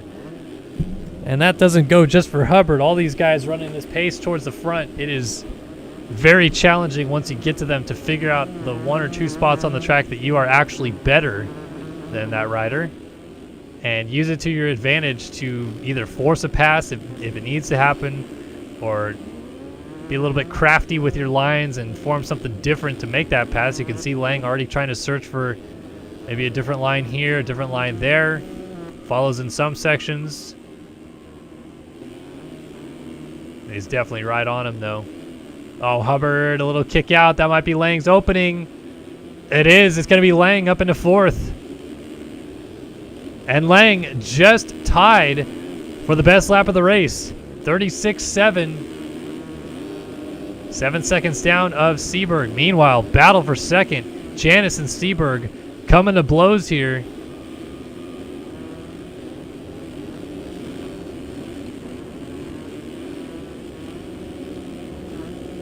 Janice trying to hold steady. These guys 16 seconds off of race leader Leclerc. And Lang now looking at 24 back of Leclerc, but obviously more right now eyeing what's going on up the road. If these two get together, that's going to be second for Lang, which is going to tie him with Leclerc on the day. Leclerc would get the overall win, thus winning the Grand Prix, but limiting the damage Lang after a so-so start to this moto. Seberg a little short on the table. That kind of stopped all of his momentum right there.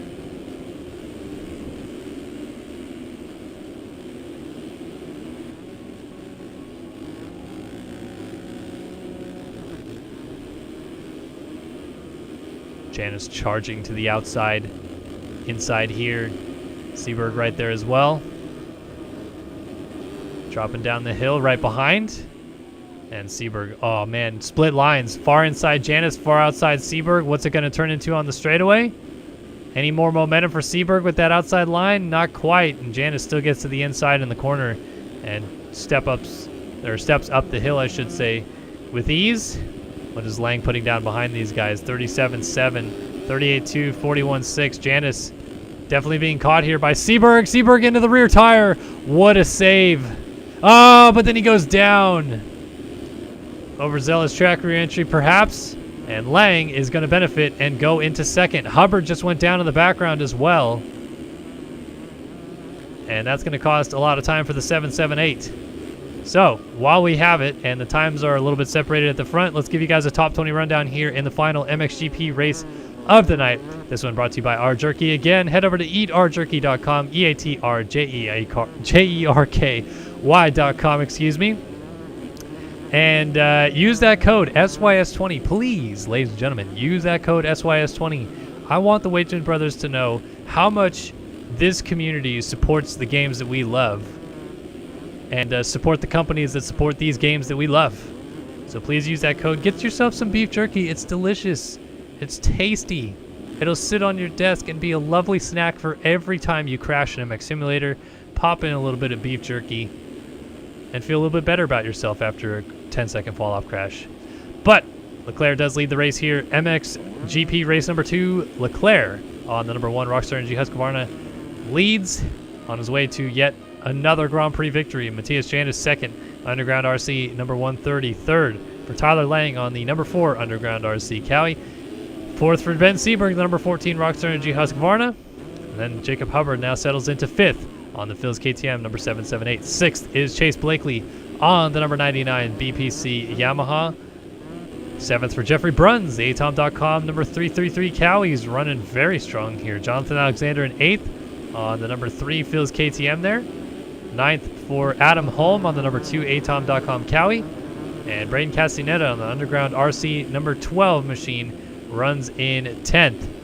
Aaron Rockefeller, the number 65 Underground RC Cowie, the whole shot maestro, runs in 11th. 12th for Ethan Parks on the SYS Racing Heckman Productions Honda, but he just went down. Braden Carter was trying to pass him on that Phil's KTM number 19. Instead, passing them both will be Caleb Hall on the Underground RC Cowie into 12th. Carter now 13th. Ethan Parks 14th. Jeremy Cohenauer that is, on the MB Films number 15, moves to 14th as Carter just went down. Leclerc going to put Carter a lap down, but Carter remounts 15th. 16th for Jet Wisdom on the number 99 BPC Yamaha. 17th for Chase Donovan, Pro Line Designs number 73. 18th for Caden Speck on the Phil's KTM number 39. 19th for Matthew Grist on the C4 Designs number 398. And 20th for Joseph Pilsner on the AEO Power Sports number 81. Carter down again. It is unraveling for your Supercross champion, Alexander and Castaneda, having a bit of a fight amongst each other here. Gotta give credit where credit's due, though. How about Jeffrey Bruns? 17th in the first moto, but started up front, staying up front. 7th again, and trying to hold off the charge from his teammate Adam Holm. So Holm trying to sneak into that top 6 picture of all the riders that finished top 6 in the first moto. And going to work on passing his teammate here before long. Then Blakely, the only rider in the top 6 right now that was not in the top 6 in the first moto. He was 9th. First moto through. Got Hubbard, Seberg, Lang. And Lang is definitely caught up to Matthias Janis.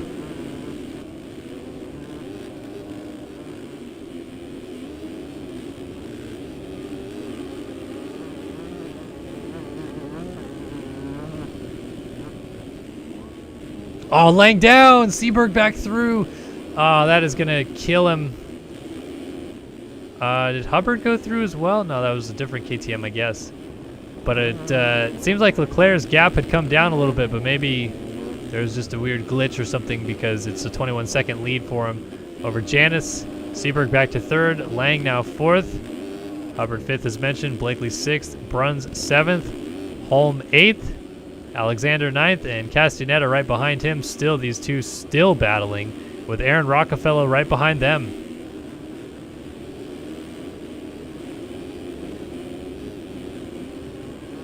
Rider down on the outside. It's an Underground RC teammate of theirs, but I don't believe it was a spot for position. Could have been Brett Thomas.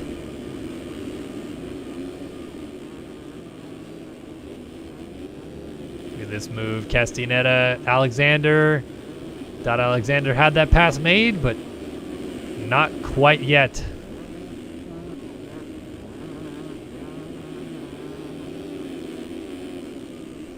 And through the roller section they go. Castaneda jumps. Alexander right there as well. Rockefeller right in tow. Good battle.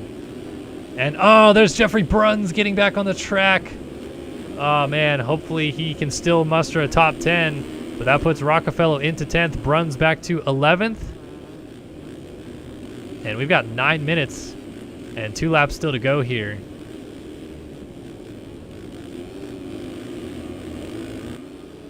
Alexander is closing down on Castaneda, who just had a save and a half coming into that corner. That Underground RC Cowie was flipping and a-flopping into the turn. But Castaneda muscled that bike underneath of him. Said, no sir, not today. I'm not crashing today. Looks like Seberg may have gone down and promoted Lang back into 3rd, and indeed that is the case. Here's Janis weaving through some lap traffic. in second. And Hubbard, Blakely, Holm, and back to this Castaneda, Alexander, Bruns, Rockefeller situation. So Rockefeller went down, Bruns back into 10th. Hall 12th. Parks 13th. You got guys 2 or 3 laps down trying to get out of the way, as Parks is a lap down now, I think. Dealing with pressure from Chase Donovan.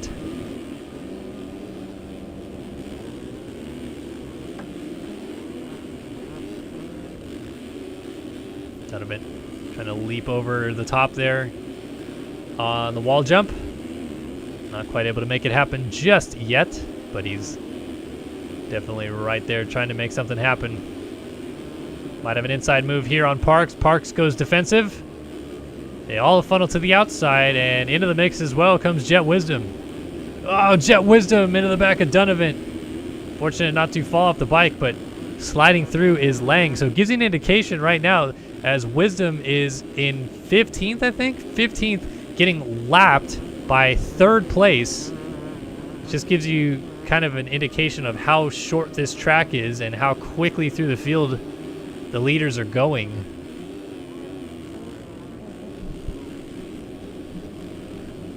So that's Lang going around Donovan, and Parks was just off the track, so Donovan going to go back by him. Over top of Parks, trying to make that pass is Wisdom. He's going to settle in behind, though, and the battle continues. Parks was out of the water for a second, then right back in the thick of it, still trying to chase Donovan, dealing with pressure from behind with Wisdom. Goes defensive to the outside. And, Wisdom down again. There's Seberg, though, from 4th going by.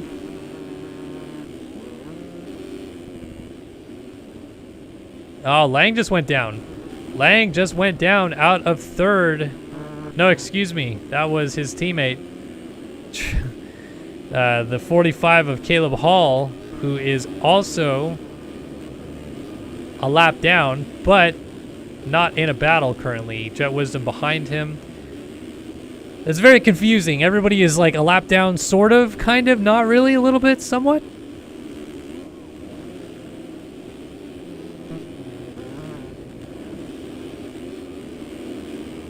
All right, seems as though Lang is catching Janice again. 2.6 seconds in it. Seems a futile attempt to catch Leclerc at this point for the lead, but second is on the table for taking, and Lang would like to have it. At the very least, tie Leclerc on the day. 1-2, 2-1. Loses the Grand Prix, but maintains that 21-point deficit in the championship for what it's worth. Coming into the midpoint of the season, still keeping it within a moto's distance at least.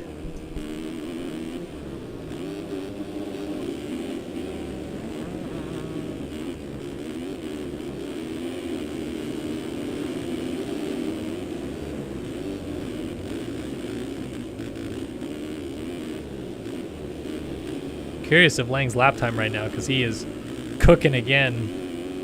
37.7, 43.2, 38.2 out of Leclerc out front. So there you go. Lang, fastest rider on the track once again in 3rd, trying to go for 2nd on his teammate. Couple of underground RC cowies battling each other here, though. And who will come out on top? It's a golden question. Oh, Lang almost into the tough blocks there. Got 4.5 minutes and 2 laps still to go.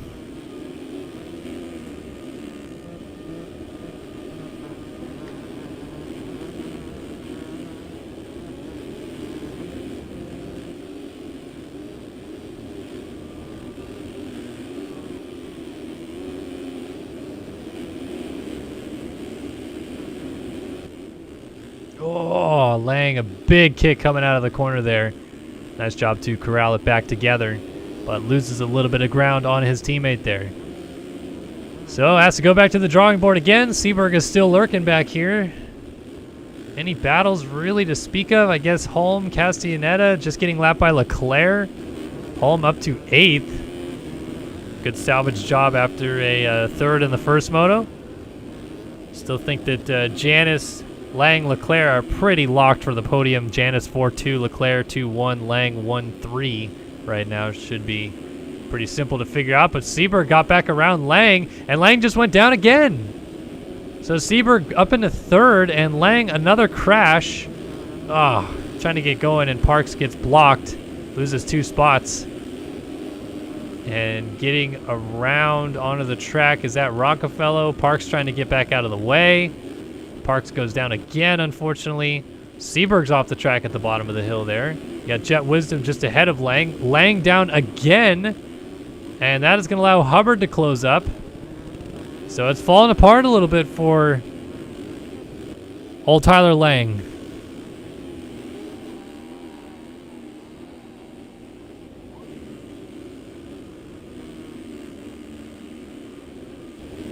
Had second place pretty wired and dialed.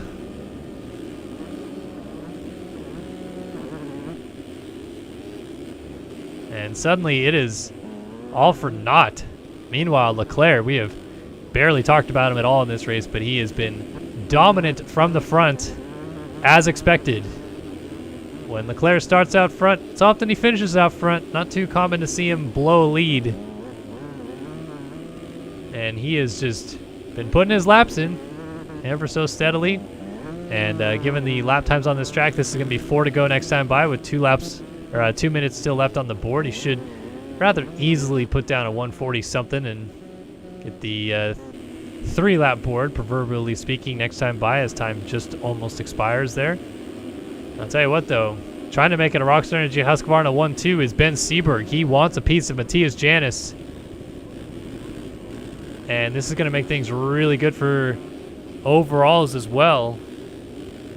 Seberg trying to go 6-2. Janis would go 4-3. But then you have still Lang lurking back there, the Moto 1 winner. Seberg's trying to get on the box here today. And unfortunately, it seems like a 6-2 might still fall short of it. Oh, mistake and down. Seberg pushing the envelope. It's the deck, and that's going to separate our lead group quite a bit again there.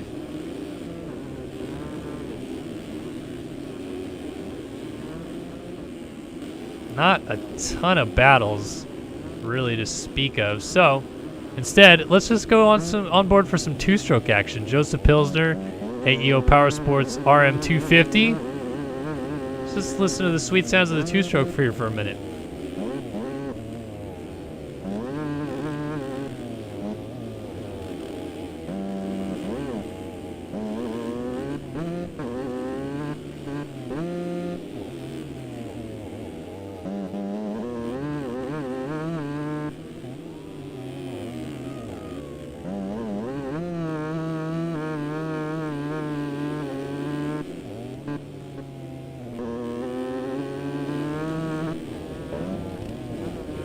Whoa, Pilsner down and ran into there by Cohenauer and Brett Thomas on the 221, but Thomas is a lap down. Cohenauer was for position, and time meanwhile has expired. Leclerc is... What is going on with Leclerc? Where is he? He's at the bottom of the hill, way off the track. Where is he trying to get to? Okay, so he is there. I thought maybe he rolled down the hill to that point. But yeah, so 3 to go for Leclerc, despite some randomness. That's actually going to allow Janis to close up to within 20-ish seconds of Leclerc. He was 38 seconds down, but Leclerc, wow, 16 seconds. 38 seconds to 16. That is not ideal for Leclerc. And going to make things interesting for the rest of the field a little bit here. If Leclerc has another mistake especially, things really tighten up. And there's a mistake out of Janis to allow Seberg into second. So Rockstar Energy Husqvarna Factory Racing 1-2. That team managed by Arminas Jasikonis. And Leclerc has always been the team leader there, of course. But Ben Seberg proving his worth for this program right now. Trying to get himself on the box. 6-2. Just barely not going to cut it, I don't think. I think the only way it would cut it is if Lang gets Janis for 4th. Because then they would tie on points, would Janis and Seberg. Actually, Seberg would get 1 extra point then, I think. but Janus has to get passed by Lang. So Seberg hoping that Lang passes Janus then, perhaps. And then Lang obviously would get 2nd overall, Seberg 3rd overall. But as it runs right now, Lang will still get 2nd overall, 1-4 to Janus's 4-2, 4-3 I should say, which will end him 3rd. And then obviously Leclerc's 2-1, good enough for the win.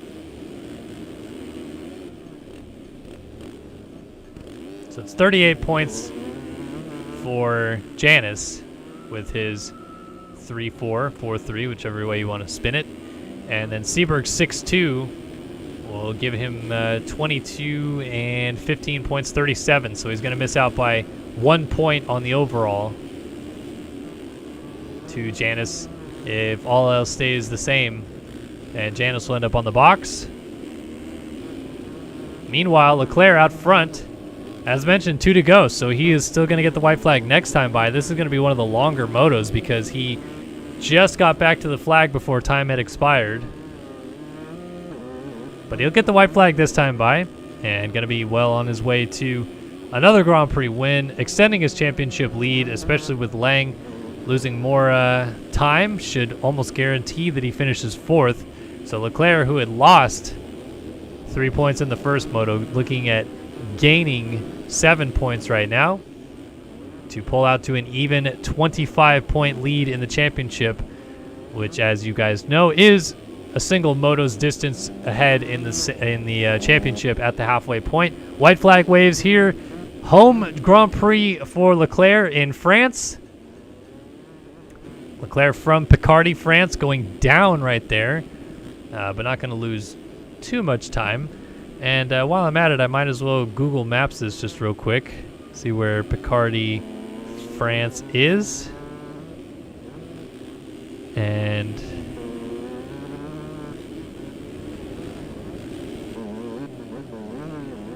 see in comparison to how far away Ernee is, it looks like he's probably like a 3-4 hour drive is Leclerc.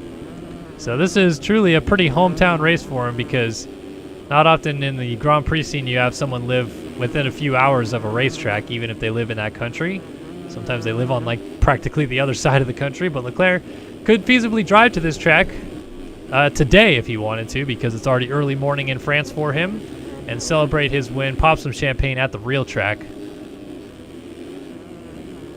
But this is going to be really cool for Leclerc, winning the French Grand Prix on home soil.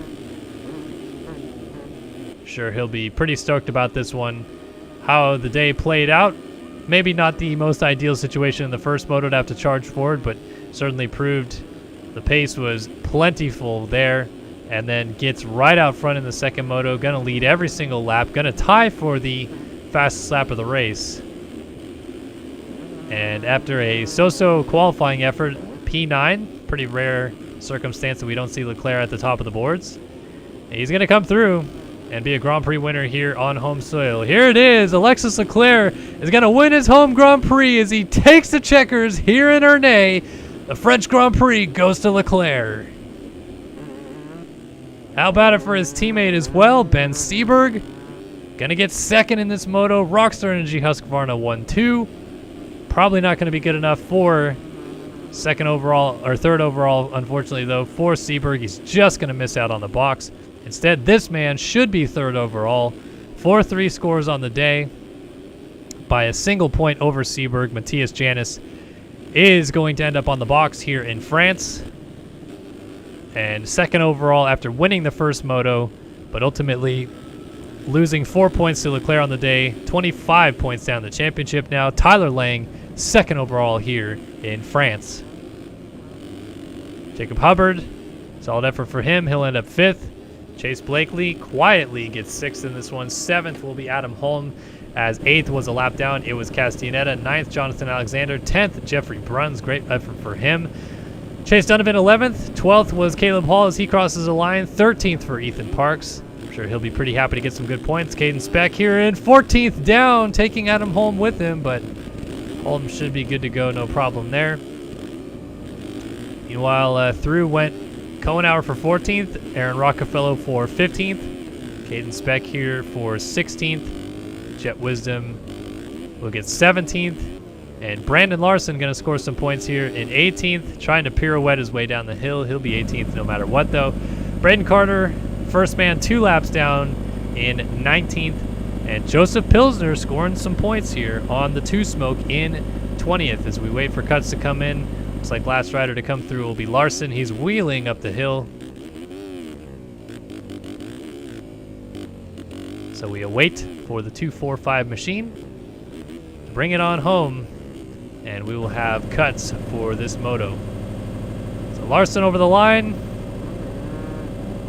There we go.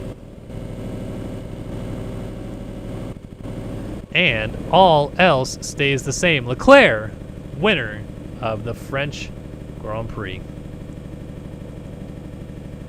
All right. Well, that is going to do it for us here tonight. Another great night of racing in MX Simulator. Always a good time.